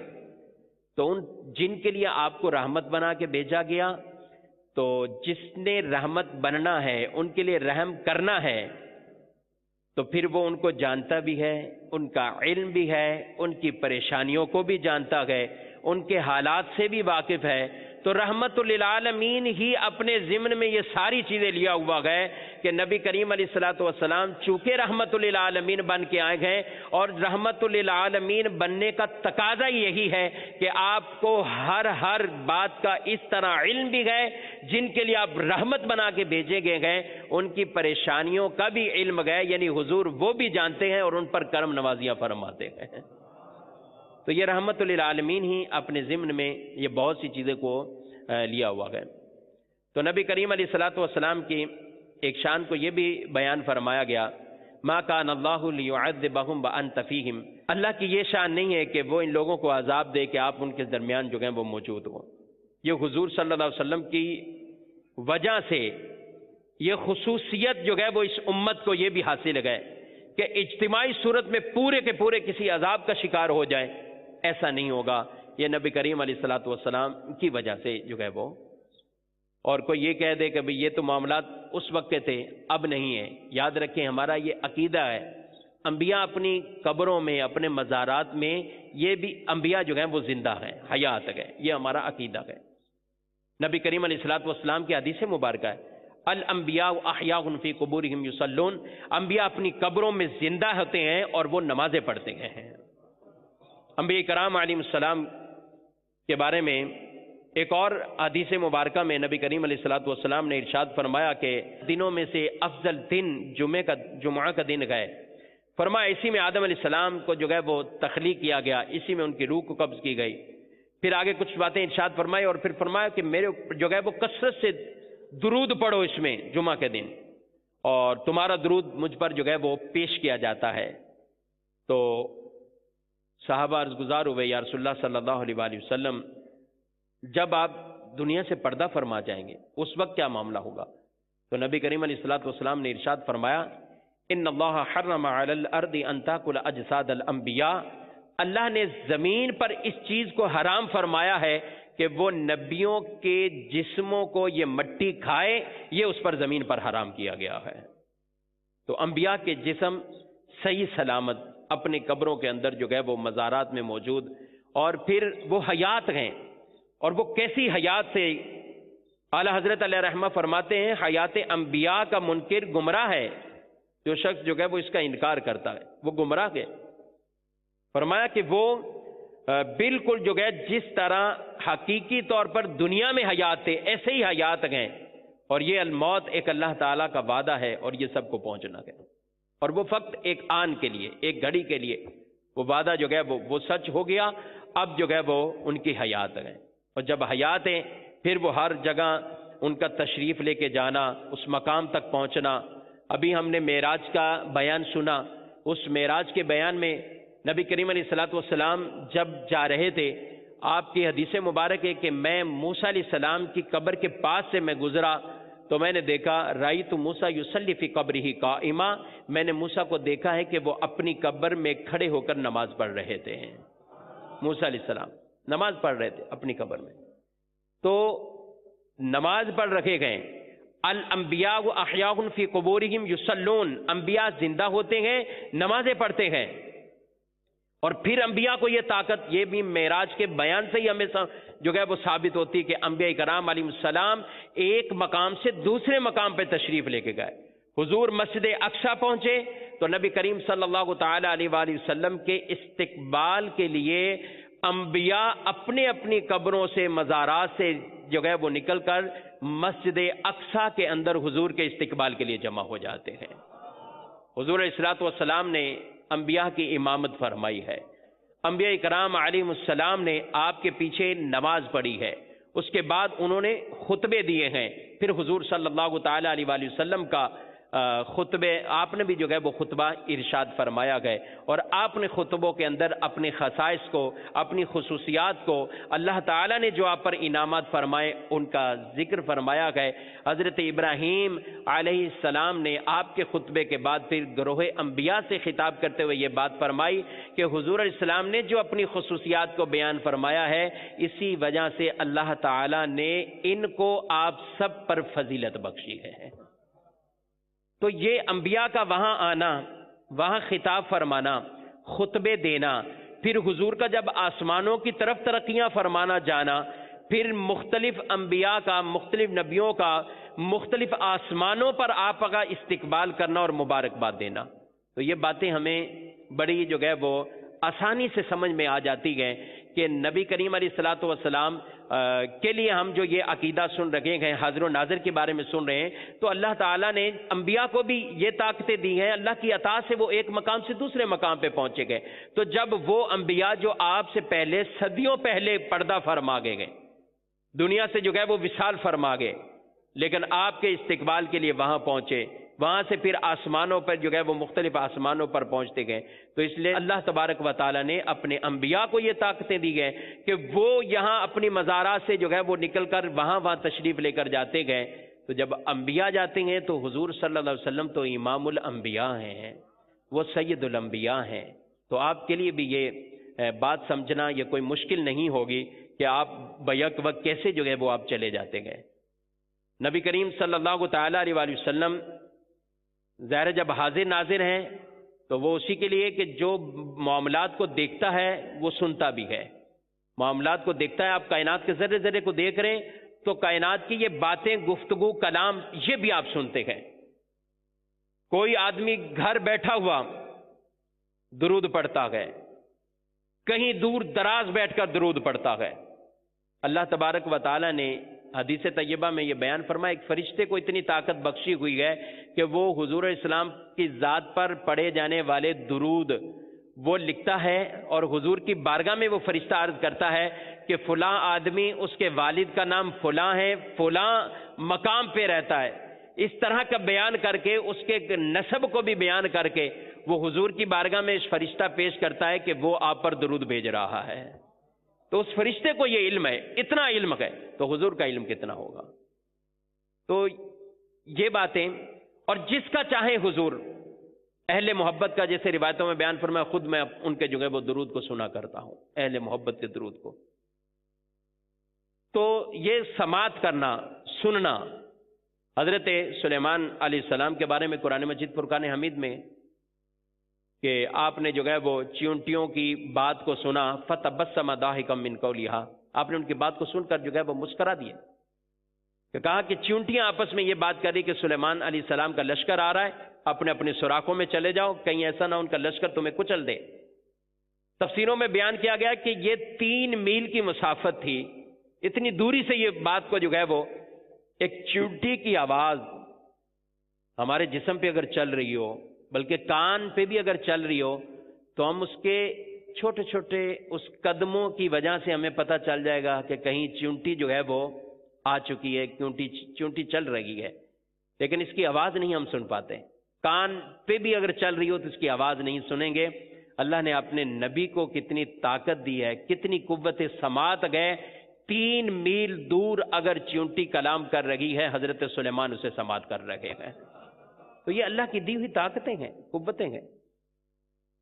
حضرت موسیٰ علیہ السلام، آپ کہتے ہیں کہ ان کے بارے میں بیان فرمایا گیا، شفا شریف میں، دارقطنی میں، دیگر کتابوں میں یہ بات ذکر کی گئی ہے کہ موسیٰ علیہ السلام آپ کالی اندھیری رات میں کالی چیونٹیوں کو بھی جو ہے وہ آپ بہت دوری سے، مسافت سے جو ہے وہ آپ پہاڑی پر چلنے والی کالی رات میں، اندھیری رات میں کالی چیونٹی کو بھی، چلنے والی چیونٹی کو بھی موسیٰ علیہ السلام اپنی آنکھوں سے دیکھ لیا کرتے تھے۔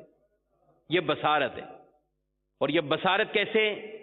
ربی آرینی، اے اللہ میں تیرا دیدار کرنا چاہتا ہوں۔ حکم ہوتا ہے لن ترانی، تم ہرگز نہیں دیکھ سکتے، ولیکن انظر الی الجبل، لیکن پہاڑ کی طرف دیکھو۔ اس پہاڑ پر اللہ کی تجلی ہوتی ہے، اور کیسی وہ تجلی ہوتی ہے اپنی شان کے لائق۔ موسیٰ علیہ السلام اس تجلی کو دیکھتے ہیں، اور اس تجلی کو دیکھنے کے بعد جب پھر آپ بے ہوش ہو جاتے ہیں، پھر جب آپ جو ہے وہ اس کے بعد کہ جو آپ کی بصارت کی کیفیات ہیں وہ اور بڑھ جاتی ہے کہ دور دراز سے چلنے والی کالی چیونٹی کو موسیٰ علیہ السلام جو ہے وہ دیکھ لیتے گئے، جنہوں نے ایک تجلی دیکھی، اور وہ تجلی بھی وہ جو پہاڑ پر تجلی پڑی گئے، اس تجلی کو دیکھا، ان کی بصارت اتنی بڑھ گئی۔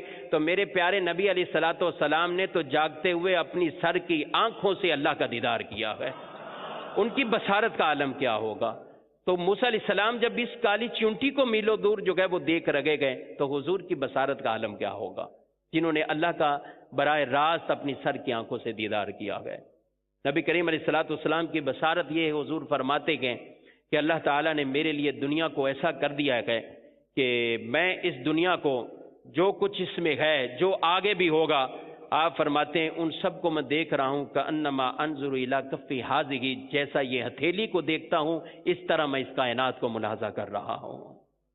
نبی کریم علیہ الصلوۃ والسلام ارشاد فرماتے ہیں انی اری ما لا ترون، میں وہ دیکھتا ہوں جو تم نہیں دیکھتے، میں وہ سنتا ہوں جو تم نہیں سنتے، میں تو آسمانوں کے پیدا ہونے والی آوازوں کو بھی جو ہے وہ میں سن لیتا ہوں۔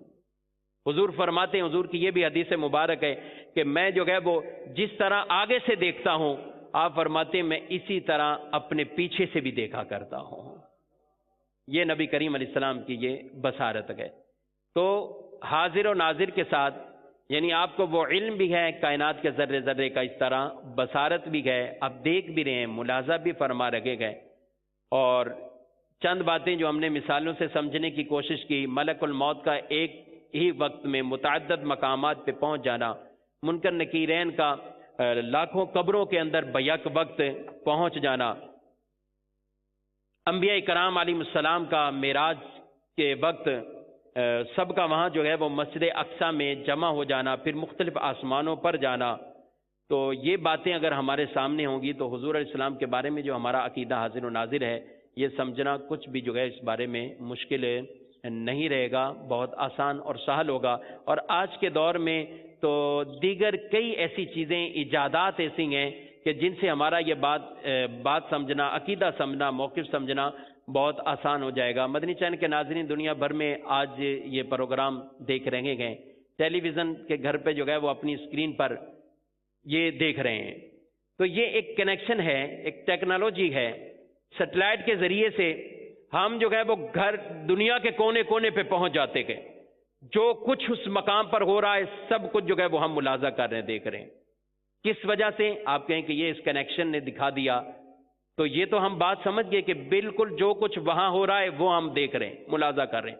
فلاں ملک میں کیا ہے وہ بھی ہم نے دیکھ لیا، فلاں ملک میں کیا ہے وہ بھی ہم نے دیکھ لیا۔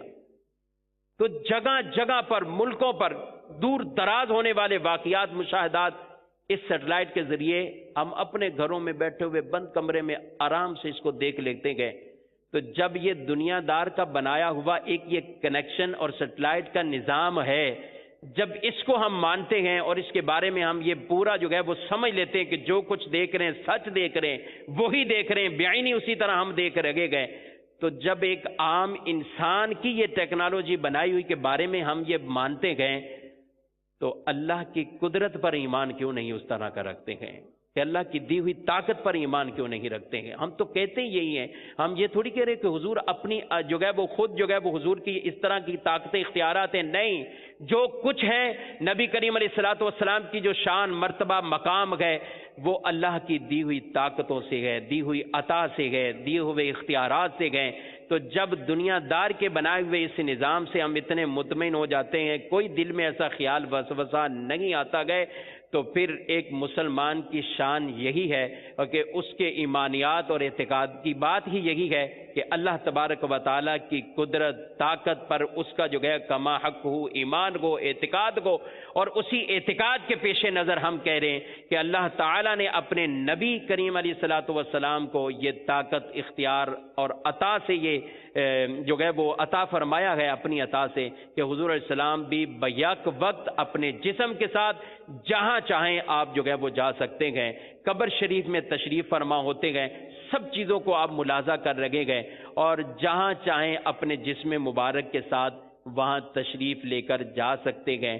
جو لوگ یہ باتیں کہہ کے لوگوں کو وسوسوں میں ڈالتے ہیں، ان کے وسوسوں میں کبھی بھی نہیں آنا چاہیے کہ بھئی یہ جو حاضر و ناظر کا معاملہ ہے، آپ کا یہ عقیدہ ہے کہ ہر جگہ حضور جو ہے وہ جسم کے ساتھ تشریف فرما ہوتے ہیں۔ ہمارا یہ عقیدہ نہیں ہے کہ آپ ہر وقت ہر جگہ جسم کے ساتھ تشریف فرمائیں، نہیں۔ ہمارا عقیدہ اس بارے میں یہ ہے کہ اگر آپ جسم مبارک کے ساتھ جانا چاہیں جا سکتے ہیں، اور آپ جاتے ہیں، یہ تصرف بھی فرماتے ہیں، جہاں جانا چاہیں آپ جا سکتے ہیں، لیکن آپ اپنی قبر شریف میں حیات گئے جسم مبارک کے ساتھ، آپ کا جسم مبارک بھی صحیح سلامت گئے، حیات ہیں، زندہ ہیں، ساری دنیا کو دیکھ رہے ہیں، جہاں جانا چاہیں جا سکتے ہیں، لیکن یہ عقیدہ نہیں کہ ہر وقت ہر جگہ آپ جو ہیں وہاں پر اپنے جسم کے ساتھ موجود رہتے ہیں۔ تو جب یہ بات ہم سمجھ لیں گے تو پھر اس طرح کا کوئی بھی اعتراض اور شبہ وسوسہ دل میں نہیں آئے گا۔ اللہ کریم رب العزت جل وعلا ہم سب کو درست اعتقاد عقائد رکھنے، اس پر استقامت کی دولت بھی اللہ تعالیٰ عطا فرمائے، اور جو کچھ سمجھا اس پر عمل کی بھی توفیق عطا فرمائے۔ صلو علی الحبیب صلی اللہ تعالی علی محمد صلی اللہ علیہ وآلہ وسلم۔ آج کے بیان کا تیسرا ہمارا جز تھا ایصال ثواب۔ ایصال ثواب کے بارے میں یہ کہاں سے ثابت ہے؟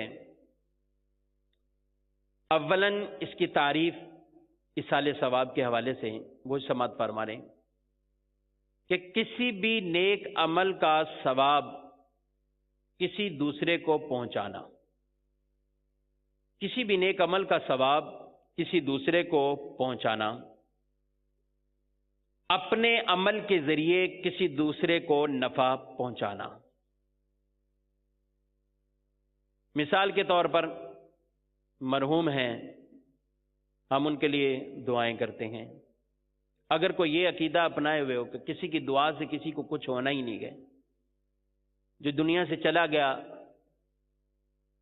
انتقال کر گیا، بس ختم، اب اس کے سارے اعمال کا سلسلہ ختم، سب کچھ ختم، اس کو اب کوئی پہنچنا ہی نہیں ہے، تو یہ بات واضح طور پر کئی اعتبارات سے، قرآن کی بھی کئی آیات سے جو ہے وہ یہ نظریہ متصادم ہوتا ہے، اور احادیث طیبہ سے بھی جو ہے وہ ٹکراتا ہے۔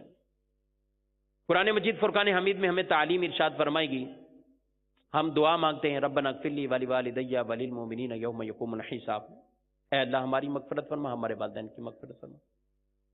مومنین کے لیے دعا کرتے ہیں۔ اگر ہماری دعا سے، اس عمل سے دوسرے کو فائدہ ہونا ہی نہیں ہے تو دعا مانگنے کا مقصد، اگر ہمارے یہ کہنے سے کسی کو فائدہ ہی نہیں ہونا تو اس دعا مانگنے کا مقصد کیا رہے گا؟ حالانکہ قرآن مجید فرقان حمید میں تو جگہ بجگہ یہ دعاؤں کے تذکرے جو ہے وہ موجود ہیں۔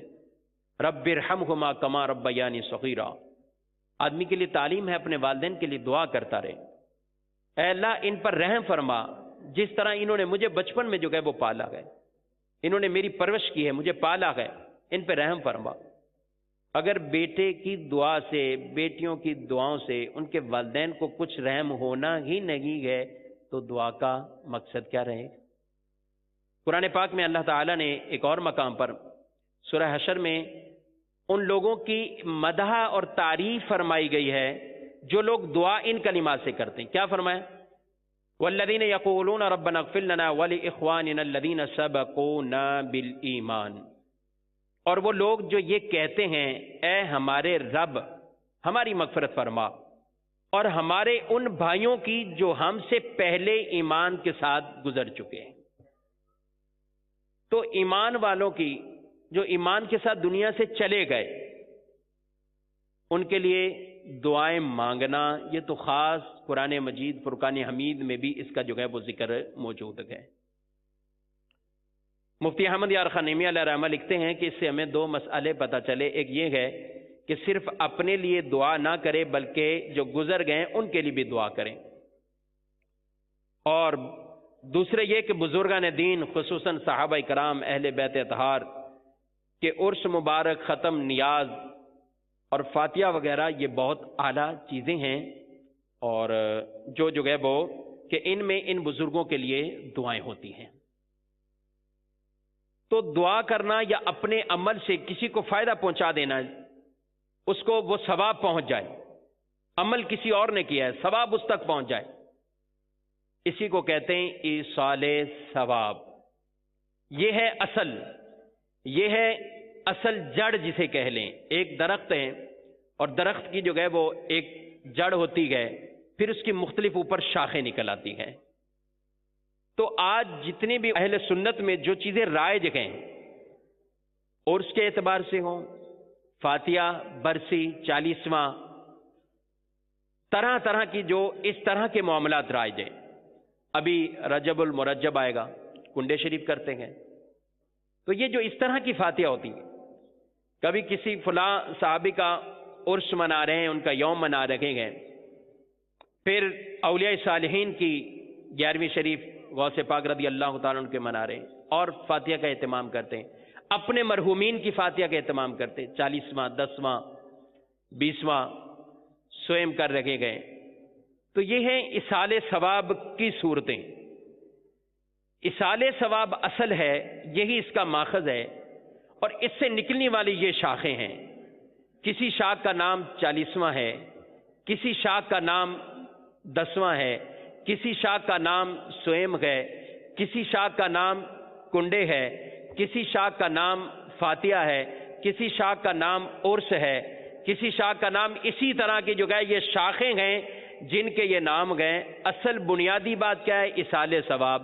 تو جب ان کا ماخذ اصل اصال ثواب یہ ثابت ہے، یعنی اپنے عمل سے دوسرے کو ثواب پہنچا دینا، اپنی مانگی ہوئی دعاؤں سے دوسروں کو فائدہ پہنچا دینا، جس کا ہمیں قرآن میں بھی بیان فرمایا جا رہا ہے، حدیثوں میں جو ہے جس کا تذکرہ گئے، تو یہ اصل جب ثابت ہے تو اس کی شاخیں بھی اس کے ضمن میں جو ہے وہ ثابت ہو جاتی ہیں۔ اصل چیزیں اس کی اصل ہے، بنیاد، اور وہ ہے اصال ثواب۔ نبی کریم علیہ الصلوۃ والسلام کی بارگاہ میں بخاری مسلم کی حدیث مبارک ہے، ایک شخص آیا، کہنے لگا یا رسول اللہ صلی اللہ تعالیٰ علیہ وآلہ وسلم، میری والدہ محترمہ کا اچانک انتقال ہو گیا، اور مجھے گمان ہے کہ اگر وہ کوئی کلام کرتی تو صدقہ کرتی، کوئی کرتی تو کوئی صدقہ کر جاتی، تو کیا یا رسول اللہ صلی اللہ علیہ وآلہ وسلم ان کے لیے اجر ہوگا اگر میں صدقہ کر دوں ان کی طرف سے؟ کتنی واضح بات یہ بیان فرمائی جا رہی۔ والدہ فوت ہو گئی، ان کے بعد یہ عمل کیا جا رہا ہے، یا رسول اللہ صلی اللہ علیہ وسلم کیا ان کے لیے اجر ہوگا اگر میں ان کی طرف سے کچھ جو ہے وہ صدقہ کر دوں؟ تو اللہ کے رسول صلی اللہ تعالیٰ علیہ وآلہ وسلم نے ارشاد فرمایا، نعم، جی ہاں، تم جو بھی ان کے لیے صدقہ کرو گے اللہ کریم اس کا ثواب انہیں بھی عطا فرمائے گا، ان کو پہنچتا ہے اس کا ثواب۔ حضور اکرم صلی اللہ تعالیٰ علیہ وآلہ وسلم کے اس فرمان پر بالکل واضح انتقال ہو گیا، انتقال کے بعد یہ صحابی یہ عمل کر رہے ہیں۔ شارح مسلم علامہ نووی علیہ رحمہ ارشاد فرماتے ہیں، اس حدیث مبارک میں آپ فرماتے ہیں، وفی هذا الحدیث جواز الصدقۃ عن المیت، میت کی طرف سے صدقہ کرنے کا واضح جواز ہے اس حدیث کے اندر، اور یہ بات ہے کہ اس کا ثواب اس کو پہنچے گا اور وہ اس کو نفع بخش ہوگا، اور یہی نفع صدقہ کرنے والے کو بھی ملے گا، یعنی یہ ثواب اس کو بھی ملتا گئے، اور یہ وہ ساری باتیں ہیں اجمع علیہ المسلمون کہ جس پر مسلمانوں کا اجماع ہے، اس بات پر کہ یہ مسلمانوں کی ایک اس پر اجماعی مسئلہ ہے کہ میت کی طرف سے کیا جانے والا صدقہ، میت کی طرف سے کی جانے والی یہ نیکی، اس کا ثواب کرنے والے کو بھی اللہ عطا فرماتا ہے، اور جس کے لیے کیا جاتا ہے انہیں بھی عطا فرماتا ہے۔ دوسری حدیث ابو داؤد نسائی وغیرہ میں نبی کریم علیہ السلام کی بارگاہ میں حضرت سعد رضی اللہ تعالیٰ عنہ آئے، کہتے ہیں یا رسول اللہ صلی اللہ تعالیٰ علیہ وآلہ وسلم ان ام سعد ماتت فأی صدقہ افضل، یا رسول اللہ صلی اللہ تعالیٰ علیہ وآلہ وسلم ام سعد جو ہے وہ انتقال کر گئی ہیں، کون سا صدقہ افضل ہے؟ اللہ کے رسول صلی اللہ تعالیٰ علیہ وآلہ وسلم نے ارشاد فرمایا قال الماء، پانی کا صدقہ۔ تو ایک کنواں جو ہے وہ کھدوایا گیا اور کہا گیا ہذہ لام سعد، یہ ام سعد کے لیے گئے، یعنی ان کے ایصال ثواب کے لیے یہ ہے۔ یہ واضح طور پر حدیث میں یہ کلمات اور الفاظ بیان کیے گئے، یہ ام سعد کے لیے۔ آج کسی چیز کی نسبت کسی کی طرف کر دیں تو بعض لوگ ایک شیطانی خیال اور وسوسہ دیتے گئے کہ اس کی وجہ سے یہ چیز کے اندر جو ہے وہ حرمت آ گئی۔ اگر کسی بکرے کا نام لے دیا یہ فلاں بزرگ کے نام پر ہے، یہ بکرا فلاں جو ہے اس کے نام پہ، تو کہ نہیں یہ غیر اللہ کے نام پر ہو گیا ہے، تو جب غیر اللہ کے نام پر ہو گیا تو بکرا ہی جو ہے وہ حرام ہو جائے گا، معاذ اللہ ثم معاذ اللہ۔ اس طرح کی باتیں وساوس جو ہے وہ ذہنوں میں ڈالے جاتے ہیں۔ تو صرف یہ نسبت کر دینا کہ یہ فلاں کے لیے، یہ فلاں کے نام کا ہے، تو اس کا مطلب کیا ہوتا ہے؟ مطلب یہ ہوتا ہے یہ ان کے ایصال ثواب کے لیے ہے، یہ ان کی بارگاہ میں پیش کرنے کے لیے نذرانہ ہے، یہ ان کی بارگاہ میں پیش کرنے کے لیے۔ تو ایصال ثواب جو اصل ہے، جو ماخذ ہے، جو ایک جڑ کی حیثیت رکھتا گئے، وہ بالکل واضح طور پر ان دلائل سے جو ہے وہ ثابت گئے، اور صحابہ کے دور سے لے کر آج تک مسلمانوں کا اس پر جو ہے وہ عمل رہا ہے کہ میت کی طرف سے کچھ نہ کچھ نیکیاں کرنا، ثواب پہنچانا۔ ایسا نہیں کہ بالکل جو ہے وہ میت کا انتقال ہوا اس کا یہ سلسلہ ختم ہو جائے گا، اب کوئی نیکی اس کو پہنچ ہی نہیں سکتی، ایسا نہیں ہے۔ دنیا دار عمل ہے، جو کچھ آدمی نے کرنا ہے دنیا میں کرنا ہے، لیکن جب دنیا سے جاتا ہے تو کچھ چیزیں ایسی ہوتی ہیں جن کا ثواب ان کو بعد میں پہنچتا رہتا ہے، ان کو ملتا رہتا ہے اس کا ثواب۔ حدیث پاک میں یہ روایت بھی بیان فرمائی گئی ہے کہ جو آدمی 11 مرتبہ سورہ اخلاص پڑھتا گئے اور اس کا ثواب میتوں کو، مردوں کو پہنچا دیتا گئے، اللہ تبارک و تعالی ان کی تعداد کے برابر پڑھنے والے کو ثواب عطا فرماتا ہے، یعنی اس کو بھی ثواب ملتا ہے، اور کتنا ثواب بڑھ کر اس کو ثواب مل رہا ہے۔ اور یہ ثواب ایک اور روایت کے مطابق بیان فرمایا گیا کہ ایک بہت ہی خوبصورت تب کے اندر جو گئے اس کو رکھ کر حضرت جبریل امین پہنچتے گئے اور قبر والے کو کہتے ہیں کہ یہ تمہارے گھر والوں نے تمہاری طرف تحفہ بھیجا ہے۔ وہ بہت خوش ہوتا ہے کہ میرے گھر والوں نے مجھے یہ تحفہ بھیجا گئے۔ اس کے پڑوسی وہ میتیں جن کو تحفے نہیں پہنچتے گئے تو وہ بڑے مایوس ہوتے ہیں، اس لیے اپنے مرحومین کو بھولنا نہیں چاہیے، ان کو یہ تحفے پہنچاتے رہنا چاہیے، ثواب کے تحفے پڑھ کر، کوئی چیز صدقہ کر کے، یہ ایصال ثواب کی ساری صورتیں گئے۔ صحیح مسلم کی حدیث مبارک جس میں یہ بات بیان فرمائی گئی، اور بھی کتابوں میں گئے، ابو داؤد، نسائی، جامع ترمذی وغیرہ میں بھی، کہ نبی کریم علیہ الصلوۃ والسلام نے ارشاد فرمایا گیا کہ اذا مات الانسان انقطع عمله الا ثلاثہ، کہ جب انسان مر جاتا ہے اس کے عمل منقطع ہوتے ہیں مگر تین عمل ایسے ہیں کہ جن کا اس کو ثواب کا سلسلہ جو ہے وہ رہتا ہے۔ ان میں پہلا کیا ہے؟ صدقہ جاریہ۔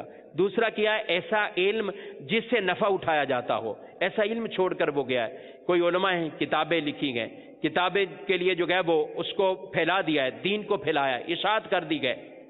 یہ وہ چیزیں گئے کہ جن کے ذریعے مرنے کے بعد بھی ثواب پہنچتا رہتا ہے۔ اور تیسری بات کہ اس کا نیک بچہ ہے جو ان کے لیے دعائیں کرتا ہے، اور اس کا بھی ثواب اللہ تبارک و تعالیٰ انہیں جو ہے وہ پہنچاتا ہے۔ تو یہ حدیثیں ہمیں واضح بتا رہی کہ مرنے کے بعد بھی ثواب کے یہ ذرائع ہیں جو ان تک جو ہے وہ ثواب پہنچتا رہتا ہے۔ تو یہی ہم نے اصل چیز یہاں بنیادی بات سمجھی کہ ایصال ثواب ہے۔ کوئی بھی بات ہو، کنڈے کہاں سے ثابت ہیں، بہت سے لوگ پریشان ہو جاتے ہیں، کبھی کسی برسی کا نام لے دیا، کبھی سویم کا 40واں کا، یہ کہاں سے یہ کہاں سے۔ بھئی آپ غور تو کیجئے، اگر ہم کسی کی فاتحہ دلاتے گئے تو فاتحہ میں کیا اعمال ہوتے ہیں؟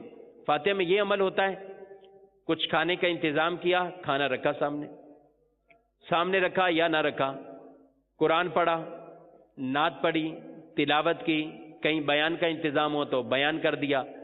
یہ ایک انداز ہے فاتحہ کے۔ عام انداز یہی ہوتا ہے کہ فاتحہ کھانا رکھا اور فاتحہ پڑھ دی اس کے اوپر۔ جس کھانے پر اللہ کا کلام پڑھا جا رہا ہے، جس کھانے پر قرآن پڑھا جا رہا ہے، جس کھانے پر درود پڑھا جا رہا ہے، وہ کھانا حرام کیسے ہو جائے گا؟ کیا ہمیں کھانے سے پہلے بسم اللہ پڑھنے کا حکم نہیں ہے؟ کیا کھانے سے پہلے دعائیں جو ہے وہ نہیں پڑھتے گئے؟ کیا نبی کریم علیہ الصلوۃ والسلام نے کھانا سامنے رکھ کر جو ہے وہ کچھ اس طرح کی باتیں نہیں پڑھی ہیں؟ کئی حدیثیں ہیں. مثال کے طور پر ایک حدیث مبارک ہے کہ بخاری مسلم کے اندر حدیث ہے، نبی کریم علیہ الصلوۃ والسلام حضرت ام سلیم کے جو ہے وہ گھر پہنچے کہ جب کھانا جو ہے وہ بہت کم تھا، کھانا آپ کے جو ہے وہ پیش جو ہے وہ سامنے کچھ روٹیاں تھیں توڑ دیں، وہ سامنے پیش کر دیں. اور کیا ہوا، ایک جو ہے وہ کچھ روغن تھا سرکہ وغیرہ کہ جس کو اوپر ڈال دیا گیا، گویا کہ وہ سالن بن گیا. رسول اللہ صلی اللہ تعالیٰ علیہ وآلہ وسلم نے اس کھانے پر جو چاہا آپ نے پڑھا، جو چاہا آپ نے پڑھا. اب وہ کیا پڑھا ہوگا حضور علیہ الصلوۃ والسلام؟ قرآن پڑھا ہوگا یا کلمات پڑھے ہوں گے، اللہ کی تسبیح پڑھی ہوگی. جو چاہا آپ نے پڑھا اور پھر فرمایا لوگوں کو بلاؤ اور یہ کھانا کھلاؤ.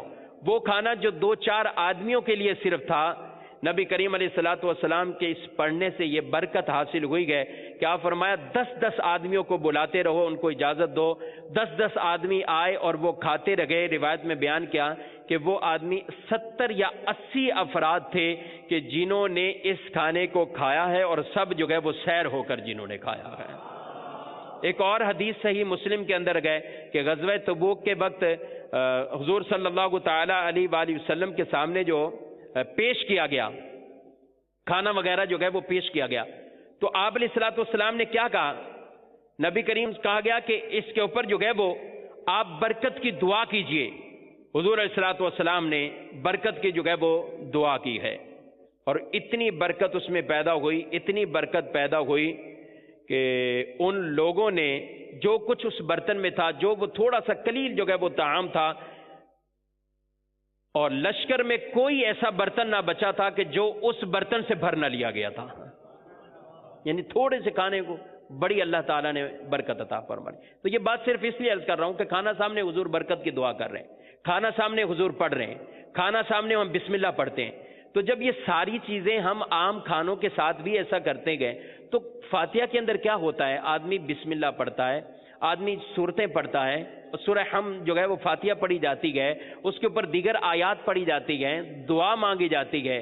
تو یہ جب سارے کام، قرآن پڑھنا قرآن سے بھی ثابت، حدیث سے ثابت، دعا مانگنا قرآن سے بھی ثابت، حدیث سے بھی ثابت ہے. تو جب یہ ساری چیزیں، کھانا کھلانا مسلمانوں کو قرآن سے بھی ثابت ہے، حدیث سے بھی ثابت ہے. تو جب ساری چیزیں جدا جدا یہ ثابت ہیں، اگر انہی سارے اعمال کو ایک جگہ یکجا کر کے کسی نے عمل کر دیا تو یہ منع اور ناجائز کیسے ہو جائے گا؟ تو اس لیے سوئم ہے، کوئی بھی فاتحہ ہے، برسی ہے، 11ویں ہے، یا کنڈے شریف کا ہو، محرم الحرام شریف کی فاتحہ نیاز وغیرہ کا سلسلہ ہو، تو یہ ساری کی ساری اپنی اصل کے اعتبار سے یہ ایصال ثواب ہے. ہاں جن کے اندر ایسی ناجائز خرافات ہوں تو اس کا جو ہے وہ قطعاً جو ہے وہ علماء اہل سنت بھی اس کا بھی جو ہے وہ نہیں کہتے کہ یہ بالکل جو ہے وہ اسی طرح کرتے رہو، نہیں، بلکہ اس کا منع کرتے ہیں. جو غلط بات ہے اس غلط بات کو روکا جائے. کنڈے کا ختم کرتے ہیں لوگ، طرح طرح کی پابندیاں لگا دیتے کہ کنڈے کا ختم کریں گے، اس کا کھانا باہر نہیں جا سکتا، اس کا اندر ہی رہے گا. یا اگر کوئی یہ نظریہ عقیدہ رکھتا ہو کہ جب تک کھانا نہ ہو فاتحہ ہو ہی نہیں سکتی ہے، ایسا نہیں ہے. ہم تو کہتے ہیں کھانا ہو تو بھی ٹھیک ہے، نہ ہو تو بھی ٹھیک ہے. کھانا نہیں ہے پھر بھی فاتحہ ہو سکتی ہے، کیونکہ مقصد فاتحہ سے ایصال ثواب ہے. ایصال ثواب کھانے پر موقوف نہیں ہے. قرآن پڑھا اس کا ثواب بھی پہنچا سکتے ہیں، صدقہ کرا اس کا ثواب بھی پہنچا سکتے ہیں، کوئی بھی نیک عمل کیا اس کا ثواب جو ہے وہ آگے پہنچا سکتے ہیں، اور وہ ثواب آگے پہنچتا ہے. لینے کے بعد یہ اعتراض ذہن میں خیال بنا دیتے ہیں کہ بھئی یہ ساری باتیں ٹھیک ہے، اپنی اپنی جگہ ہیں، لیکن یہ جو آپ تعیین کر دیتے ہیں، دنوں کو خاص کر دیتے ہیں، تو یہ کیوں کرتے ہیں؟ یہ عمل نہیں کرنا چاہیے. دنوں کو خاص کر کے کہ 10واں ہے تو 10ویں کو ہی اس کو جو ہے وہ یہ کرتے ہیں. تو یہ بات یاد رکھنی چاہیے کہ معین کرنا، تعیین کرنا 2 طرح کا ہوتا ہے. بعض وہ کام ہیں جن کے اندر تعیین شرعی ہوتی ہے، یعنی شریعت مطہرہ نہیں اس کے لیے وہ وقت مقرر کیا ہوتا ہے. بعض وہ تعیین ہوتی ہے کہ جن کے لیے تعیین عرفی کہلاتی ہے، یعنی شرعاً ضروری نہیں ہے لیکن ہم عام طور پر عرفاً اس کو وقت کو معین کر لیتے گئے، اس کو ضروری نہیں سمجھتے کہ وہ اسی وقت ہو تو ہی یہ عمل ہوگا، اس کے علاوہ عمل نہیں ہو سکتا، ایسا نہیں ہے. آج کسی بھی آپ اہل سنت کے کسی فرد سے پوچھ لیں تو وہ بالکل اس بات کا قائل ہوتا ہے کہ جی ہاں، جس طرح سویم جو ہے وہ تیسرے دن کر کے ثواب پہنچایا جا سکتا ہے، برسی 1 سال کے بعد کر کے ثواب پہنچایا جا سکتا ہے، 40 دن کے بعد ثواب پہنچایا جاتا ہے۔ اگر ہم اس کو اوپر نیچے کریں، اگر 2 دن پہلے کریں، بعد میں کریں، کسی اور دن کر لیں، تو پھر بھی ہمارا ایمان، عقیدہ، اعتقاد یہی ہے کہ پھر بھی اس کا ثواب ضرور پہنچے گا۔ ہم اس کو ضروری نہیں سمجھتے۔ تعیین شرعی کیا ہوتی ہے؟ جیسے شریعت کی طرف سے تعیین ہے، حج کرنا ہے تو اس کے خاص ایام گئے، قربانی ہے تو اس کے خاص وقت ہیں، یہ تعیین کس نے کی؟ یہ شریعت مطہرہ نے اس کی تعیین کی۔ نماز ہے تو نماز کا ایک خاص وقت گئے، فجر کا اپنا وقت، ظہر کا اپنا، عصر اپنا، مغرب کا اپنا وقت۔ ان الصلاۃ کانت علی المؤمنین کتابا موقوتا، یہ نماز مسلمانوں پر ایک وقت باندھا فرض ہے۔ نماز کا ایک اپنا وقت ہے، لیکن اس کے باوجود پھر ہم نے آگے نماز کے وقت خاص کیے ہوئے۔ کسی جگہ مسجد میں نماز ظہر کی کتنی، ظہر کا وقت کتنا ہے، کب سے کب تک شروع ہو رہا ہے، وقت طویل ہے، لیکن ہم نے خاص کر لیا کہ ہمارے ہاں ظہر کی نماز ہوگی تو روزانہ 1:30 بجے ہوگی، ظہر کی ہوگی تو روزانہ 1 بجے ہوگی، ظہر کی ہوگی تو 1:15 بجے ہوگی۔ دنیا کی تمام مساجد کے اندر آپ دیکھ لیں، آپ کو یہی عمل رہے گا۔ حالانکہ اس طرح روایات حدیث میں تو یہ ثابت نہیں ہے کہ آپ 1:30 بجے ہی ظہر پڑھو، آپ 1 بجے ہی ظہر پڑھو۔ تو یہ کیا ہے؟ اس کا ایک مختصر سا جواب یہ ہے کہ یہ تعیین شرعی اس طرح نہیں ہے، وقت شریعت نے طے کر دیا، یہ لوگوں نے اپنی مرضی پر جو ہے وہ جس طرح لوگوں کو سہولت ہوئی، کسی نے 1 بجے سہولت کے تحت 1 بجے نماز رکھ لی، کسی نے 1:30 بجے سہولت کے تحت 1:30 بجے نماز رکھ لی، کسی نے 2 بجے رکھ لی، کسی نے 2:30 بجے رکھ لی، تو یہ اپنی مرضی پر رہا۔ تو یہ تعیینیں وہ ہوتی ہیں جو تعیینیں عرفی کہلاتی ہیں، اور اس کے اندر کوئی مذائقہ نہیں ہے۔ اسی طرح ہم 40ویں کی برسی کی یہ تعیین کس لیے ہوتی ہے؟ تاکہ لوگ بآسانی ان کو اطلاع ہو، وہ اس وقت مقررہ وہاں اس مقام پر، اس جگہ پر جو ہے وہ پہنچ جائے۔ اگر کوئی کہتا ہے کہ تعیین ہو ہی نہیں سکتی ہے، تعیین کرنا ہی غلط ہے، تو وہ خود غور کر لے کہ کتنے کاموں کی تعیین کرتے ہیں۔ ہر آدمی نے اپنے مدرسے کا ٹائم فکس کیا ہے، صبح 8 بجے مدرسہ لگے گا، اتنے بجے چھٹی ہوگی، اتنے بجے آفس لگے گا، اتنے بجے چھٹی ہوگی۔ ہمارے گھر میں کوئی دعوت پروگرام ہو، عقیقہ ہو، شادی ہو، نکاح ہو، کیا ہم تعیین نہیں کرتے؟ دن خاص کرتے، وقت خاص کرتے، اس دن میں اس اوقات کے اندر جو ہے وہ یہ شادی کی تقریب ہے۔ اب اگر کوئی یہ آدمی سمجھے کہ تعیین، معین کرنا، خاص کرنا یہ کر ہی نہیں سکتے گئے، تو بتائیں پھر شادی، نکاح، عقیقہ، دیگر تقریبات کا وہ کیا کریں گے؟ یہ تو ہر گھر میں ایسا ہوتا ہے۔ کیا کبھی کوئی ایسا کارڈ شادی، آپ نے شادی کارڈ دیکھا ہے کہ کسی نہ کسی دن، کسی نہ کسی جگہ پر کسی نہ کسی کی شادی ہوگی، تو پھر پہنچ جائے سب؟ کیسے پہنچیں گے؟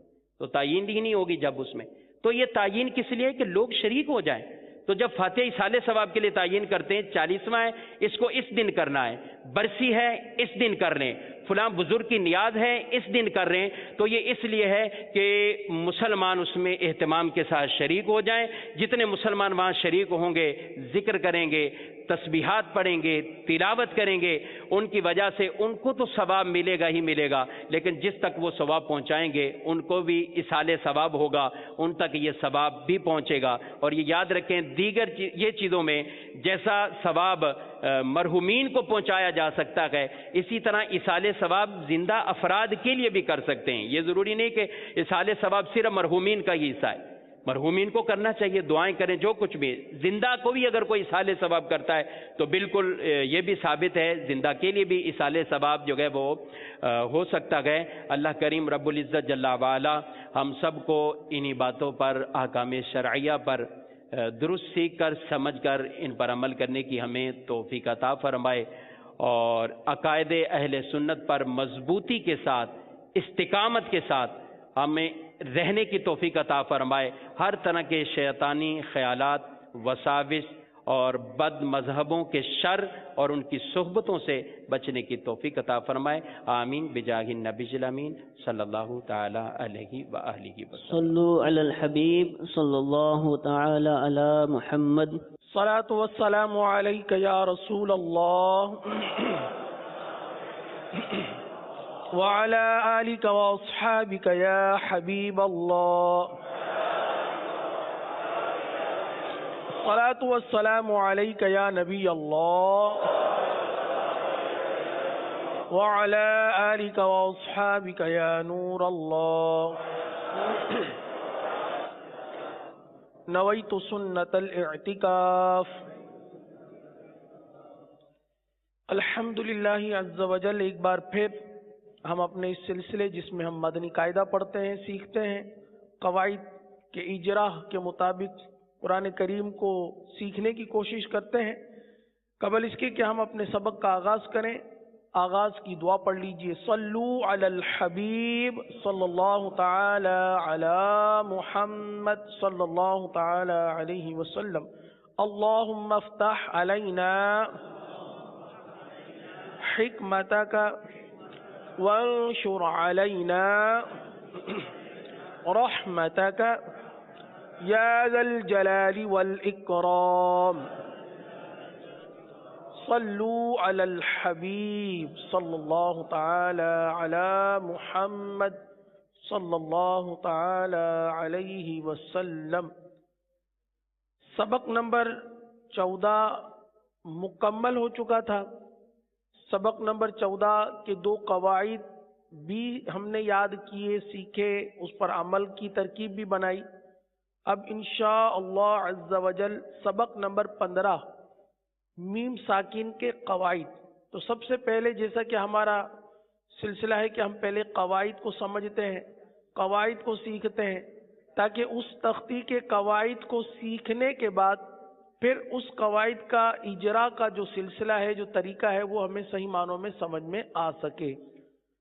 प्यारे प्यारे इस्लामी भाइयों, मेरे मदनी चैनल के नाजरीन, सबक नंबर 15 खोल लीजिए और सबक नंबर 15 के जो आगाज में कवायद दिए गए हैं, उन कवायद को बगौर देखिए और इन कवायद को समझने की कोशिश कीजिए। लिखा हुआ है मीम साकिन के 3 कायदे हैं। कितने कायदे लिखे हुए हैं? 3 कायदे लिखे हुए हैं। अच्छा, नून साकिन और तनवीन के कितने कायदे थे? 4 कायदे थे। ये बात जहन में रहे कि नून साकिन और तनवीन के 4 कायदे थे, इजहार, इख्फा, इदगाम और इकलाब।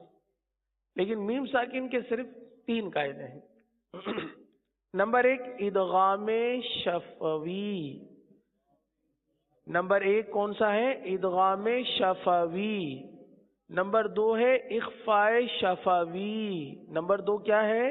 इख्फाए शफवी। और नंबर 3 है इजहारे शफवी। जी हाँ, तो ये 3 कवायद हैं, इदगाम शफवी, इख्फाए शफवी और इजहार शफवी। अब देखिए, नून साकिन और तनवीन में तो सिर्फ इजहार था, इदगाम था, इकलाब था, इख्फा था। अब यहाँ इजहार शफवी, इख्फाए शफवी, इदगाम शफवी, तो इससे क्या मुराद है? इसको समझने की कोशिश कीजिए। देखिए, शफ कहते हैं होंठों को, शफवी होंठों वाले, सही ना? इजहार शफवी होंठों वाला इजहार, इख्फाए शफवी होंठों वाला इख्फा, इदगाम शफवी होंठों वाला इदगाम शफवी। अच्छा, होंठों का नाम शफवी क्यों कहा गया? होंठ का जिक्र क्यों किया गया? इसलिए कि मीम जो है दोनों होंठों से अदा होता है, दोनों होंठों की खुश्की से अदा होता है। अदा करके देखिए, मीम कहां से अदा हुआ? दोनों होंठों से अदा हुआ। तो ये दोनों होंठों से अदा होने वाला हर्फ मीम है और इसके जो कवायद हैं वो शफवी कहलाते हैं। लिहाजा इजहार शफवी, इदगाम शफवी, इख्फाए शफवी, ये नाम इसका इसीलिए रखा गया है। तो अब ये है कि जब भी मीम साकिन के इदगाम को बयान करेंगे तो सिर्फ इदगाम नहीं करेंगे, कहेंगे, बल्कि कहेंगे इदगाम शफवी। इसी तरह मीम साकिन का इख्फा का कायदा बयान करेंगे तो सिर्फ इख्फा नहीं कहेंगे, बल्कि इख्फाए शफवी। इसी तरह इजहार का कायदा बयान करेंगे तो इजहारे शफवी। ये 3 कवायद हैं। आइए इसकी तफसील भी समझ लेते हैं। सबसे पहला है इदगाम शफवी। मीम साकिन के बाद दूसरी मीम आ जाए तो मीम साकिन में इदगाम शफवी होगा, यानी गुन्ना करेंगे। ये कायदा बहुत ही आसान है। मीम साकिन के बाद दूसरी मीम आ जाए। अब आप देखिए कि मदनी कायदे की तख्ती नंबर 15 अगर आपके सामने मौजूद है तो आप इसको खोल लीजिए। आपको सबसे पहला कलमा नजर आ रहा है, انتم مظلمون. صحیح ہے. پہلا کلمہ ہے انتم مظلمون. اچھا انتم میں کیا ہے؟ آخر میں میم ساکن. انتم کے آخر میں کیا ہے؟ میم ساکن. مظلمون کے شروع میں کیا ہے؟ میم. صحیح ہے. اب میم ساکن کے بعد دوسری میم آ گئی تو کون سا قاعدہ بنا؟ ادغام شفوی. قاعدہ ایک مرتبہ پھر دیکھ لیجئے. میم ساکن کے بعد دوسری میم آ جائے تو میم ساکن میں ادغام شفوی ہوگا. اور یہاں پر پہلا کلمہ دیکھیے میم ساکن کے بعد دوسری میم ہے، لہذا یہاں پر کون سا قاعدہ ہوگا؟ ادغام شفوی کا قاعدہ ہوگا. جی ہاں، آپ نے درست بیان کیا. الحمدللہ پہلے قاعدے کو نہ صرف آپ نے سمجھا بلکہ اس کی مثال بھی سامنے آپ نے ملاحظہ کر لی. دوسرا قاعدہ ہے اخفاء شفوی. کون سا قاعدہ ہے؟ اخفاء شفوی. اب آپ دیکھیے اس کی تفصیل. میم ساکن کے بعد حرف با آ جائے تو میم ساکن میں اخفاء شفوی ہوگا، یعنی غنہ کریں گے. تو میم ساکن کے بعد حرف با آ جائے تو اب وہاں پر کون سا قاعدہ بن جائے گا؟ اخفاء شفوی کا. آئیے اس کی مثال بھی الحمدللہ آپ کے سامنے موجود مدنی قاعدے کے اندر موجود ہے. آپ دیکھیے تیسرا کلمہ انتم مظلمون الم ترى، تیسرا ہے کنتم بہ. یہاں پر آپ دیکھیے کہ میم ساکن ہے. کنتم کی میم، کنتم کے آخر میں میم ساکن اور بہ کے شروع میں با. تو میم ساکن کے بعد کیا آ گیا؟ با. جب میم ساکن کے بعد با آ جائے، حرف با آ جائے تو کون سا قاعدہ ہوگا؟ اخفاء شفوی. جی ہاں، آپ نے درست بیان کیا. تو یہ قاعدہ بھی ہم نے دیکھا، پہچانا، اس کو یاد کرنے کی کوشش کی اور اس کی مثال بھی ہمارے سامنے موجود ہے. تیسرا قاعدہ بہت ہی آسان ہے، اظہار شفوی. میم ساکن کے بعد حرف با اور میم کے علاوہ کوئی بھی حرف آ جائے تو میم ساکن میں اظہار شفوی ہوگا، یعنی غنہ نہیں کریں گے. ہے نا؟ دیکھیں میم ادغام شفوی میں غنہ کیا، اخفاء شفوی میں غنہ کیا، لیکن اظہار شفوی میں غنہ نہیں کریں گے.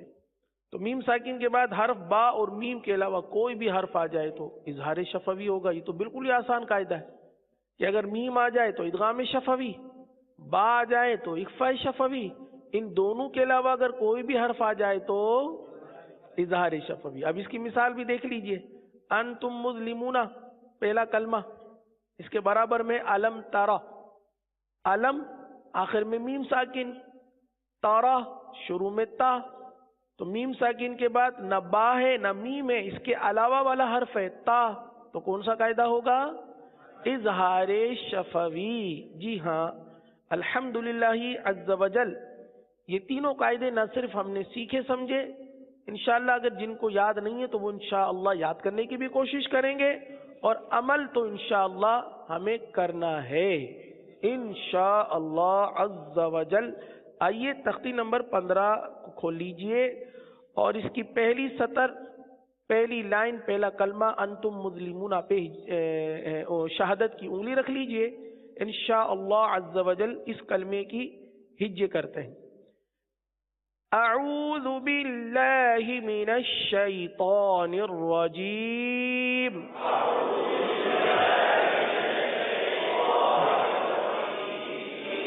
بسم اللہ الرحمن الرحیم.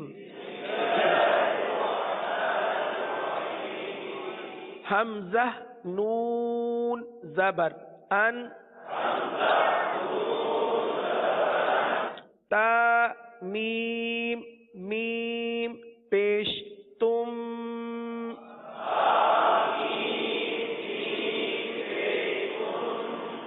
انتم.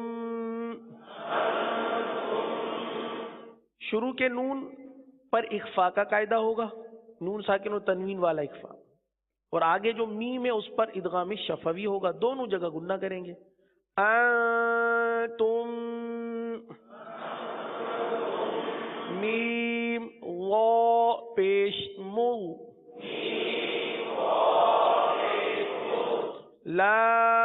زیر لی مغلی میم واو پیش مو مغلم نون زبرنا مظلمون انتم مظلمون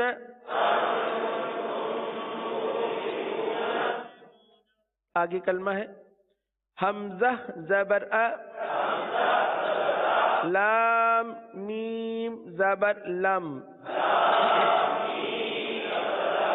علم علم تا زبر تا را زبر را تارا کیا ہو گیا اب؟ جی ہاں علم تارا ماشاء اللہ عز و جل ہجے کرتے کرتے اب ہمیں رواں پڑھنا آ گیا ہے، آسانی سے ہم رواں پڑھ سکتے ہیں. تو یہی سلسلہ ہے ہجے پڑھانے اور پڑھنے کا، یہی اس کا فائدہ ہے کہ ہمیں رواں درست پڑھنا آ جائے. تیسرا کلمہ کاف نون پیش کن تا میم پیش تم کنتم با زیر بی ہا کھڑا زیر ہی بھی کنتم بھی. اب کن پہ اخفا کا قاعدہ ہوگا اور تم پہ اخفاء شفوی کا قاعدہ ہوگا، دونوں میں گننا کر کے پڑھیں گے. کنتم بھی. آگے ہا میم پیش ہم فا یا زیر فی ہم فی ہا الف زبر ہا ہم فیہا. اب یہاں پر میم ساکن کے بعد نہ با ہے نہ میم ہے. با اور میم کے علاوہ کوئی بھی حرف آ جاتا ہے تو اظہار شفوی ہوتا ہے، لہذا یہاں پر گننا نہیں کریں گے، اظہار شفوی کا قاعدہ ہوگا. ہم فیہا.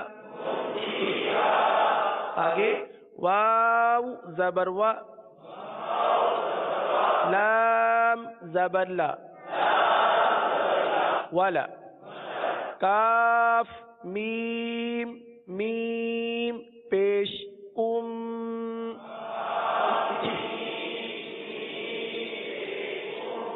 وَلَكُمْ گننا کریں گے وَلَكُمْ میم الف زبر ما کاف زبر کا ما کا سین با زبر سب ما کا سب تا میم پیش تم ما کسبتم وَلَكُمْ ما کسبتم وَلَكُمْ ما کسبتم. وَلَكُمْ کی میم پر ادغام شفوی کا قاعدہ ہوگا. آگے چلتے ہیں واو لام زبر ول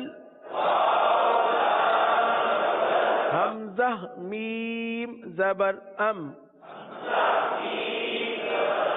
والام را پیش رو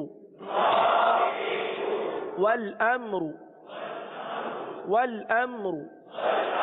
اب یہاں پر میم ساکن پر اظہار شفوی کا قاعدہ ہوگا. وجہ وہی کہ میم ساکن کے بعد با اور میم کے علاوہ کوئی بھی حرف آ جائے تو وہاں پر اظہار شفوی کا قاعدہ ہوگا اور غنہ نہیں کریں گے. والامر. آگے تا حمزہ زبر تا تا زیر تی تأتی ہا میم زیر ہم تأتیہم حمزہ ساکنہ پر جھٹکا دیں گے تأتیہم با زیر بی حمزہ کھڑا زبر آ بی آ یا زبر یا بی آیا تا دو زیر تین بی آیتن بی آیتن اب دونوں کو ملا کر پڑھتے ہیں تأتیہم بی آیتن یہاں پر دیکھیے تأتیہم کی میم ساکن کے بعد حرف با آ گیا. اب آپ بتائیے کون سا قاعدہ ہوگا؟ اخفاء شفوی. ماشاء اللہ عز و جل آپ نے درست جواب دیا.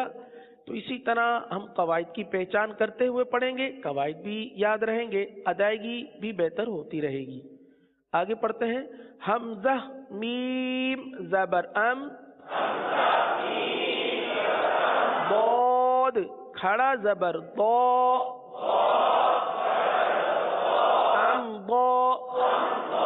ام ضا.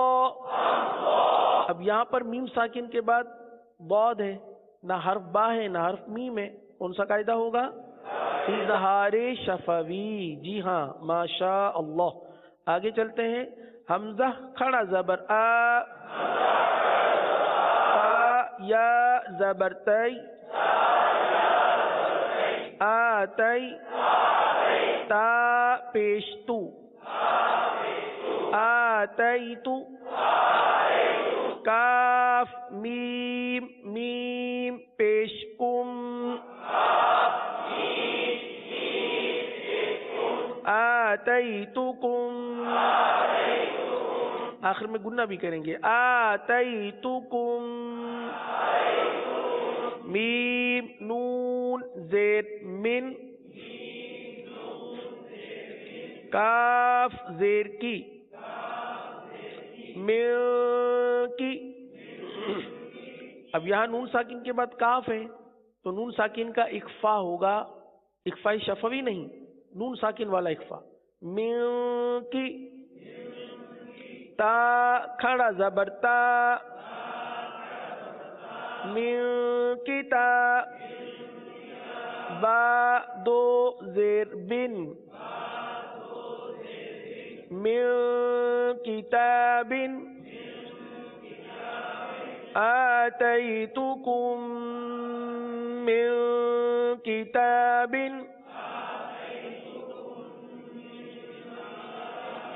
آتیتکم من کتاب.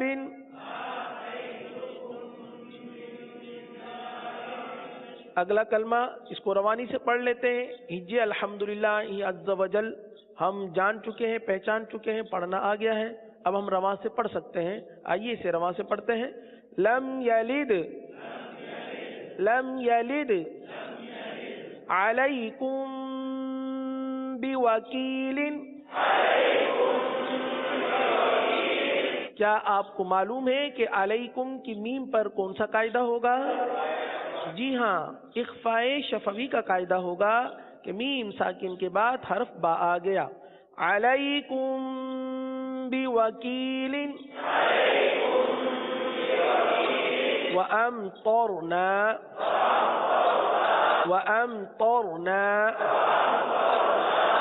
الحمدللہ عز و جل. تختی نمبر 15 کی 3 سطریں 3 لائنیں ہم پڑھنے میں کامیاب ہو گئے، یعنی ہم نے پڑھ لی اور اس کے قواعد بھی سمجھ لیے ہیں.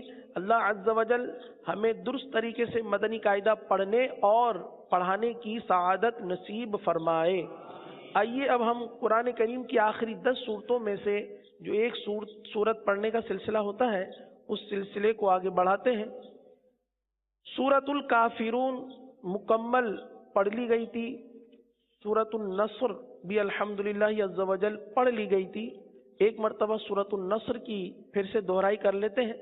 تاکہ ادائیگی دوبارہ تازہ ہو جائے اور اس سورہ مبارکہ کو ہم درست پڑھنے لگ جائیں۔ اعوذ باللہ من الشیطان الرجیم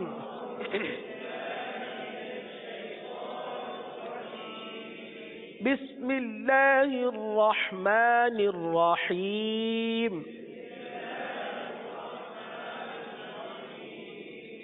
اذا جاء نصر اللہ والفتح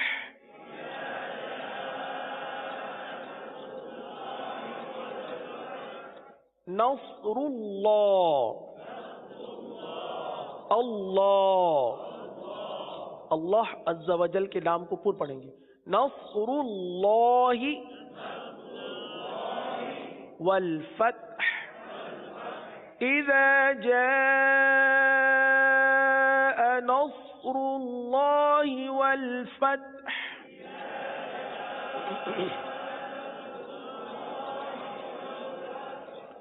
اگلی آیت وَرَأَيْتَ النَّاسَ يَدْخُلُونَ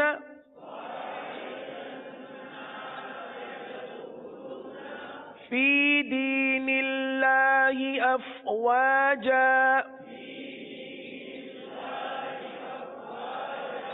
پوری آیت ایک ساتھ پڑھتے ہیں، وَرَأَيْتَ النَّاسَ يَدْخُلُونَ فِي دِينِ اللَّهِ أَفْوَاجًا۔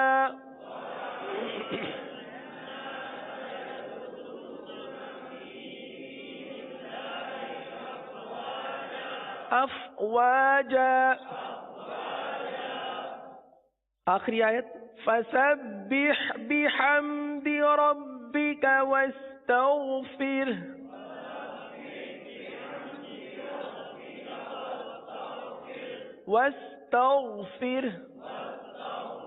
فسبح بحمد ربك واستغفره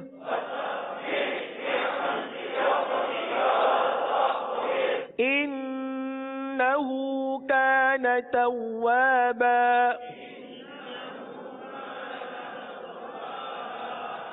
فسبح بحمد ربك واستغفره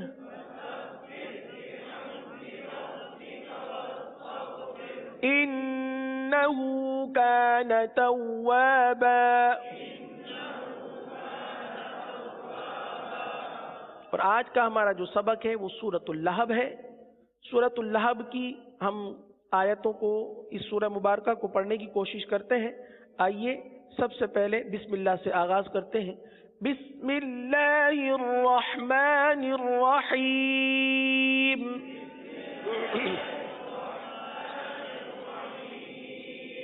پہلی آیت اور پہلا کلمہ تبت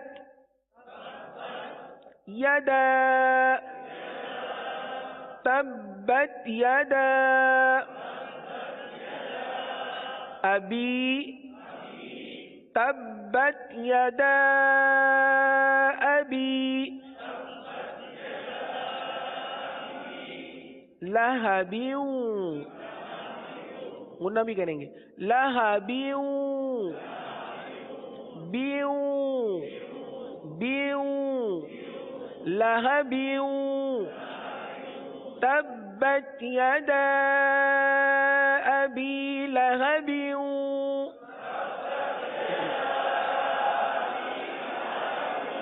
وتب وتب۔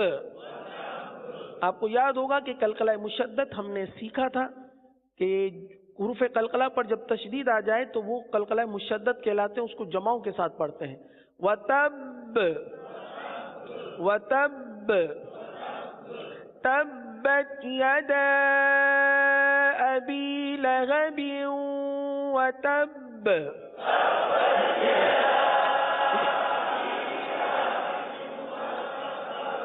آیت نمبر 2 ہے، پہلا کلمہ ما اغنا اغنا غین ہے اغنا عنہ ما اغنا عنہ مالہ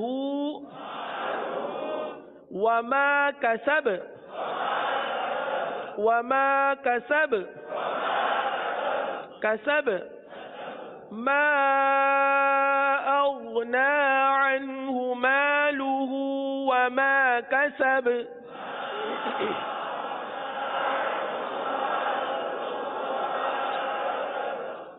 ایک مرتبہ پھر ان دونوں آیتوں کو پڑھ لیتے ہیں، چونکہ وقت ختم ہو چکا ہے، لہذا ایک مرتبہ پھر پڑھ کے اپنے سلسلے کو ختم کرتے ہیں. بسم اللہ الرحمن الرحیم.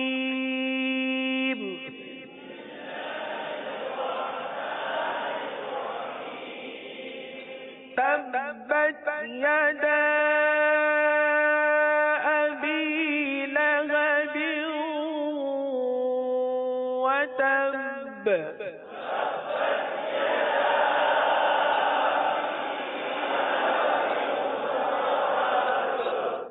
ما اغنى عنه ماله وما كسب.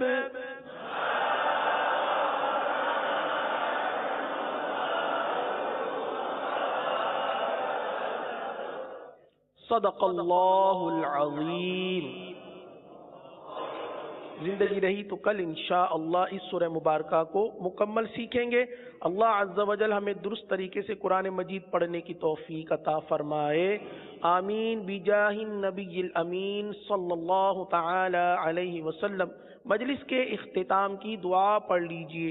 الصلاۃ والسلام علیک یا رسول اللہ وعلى آلك وأصحابك يا حبيب الله. سبحانك اللهم وبحمدك أشهد أن لا إله إلا أنت أستغفرك وأتوب إليك. سبحانك اللهم وبحمدك أشهد أن لا إله إلا أنت أستغفرك وأتوب إليك. سبحانك اللهم وبحمدك أشهد أن لا إله إلا أنت أستغفرك وأتوب إليك.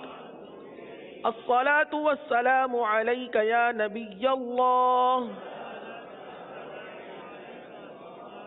وعلى آلك وأصحابك يا نور الله. گزارے کیسے زندگی، آؤ علماء سے پوچھ لیں. آئے جو مشکل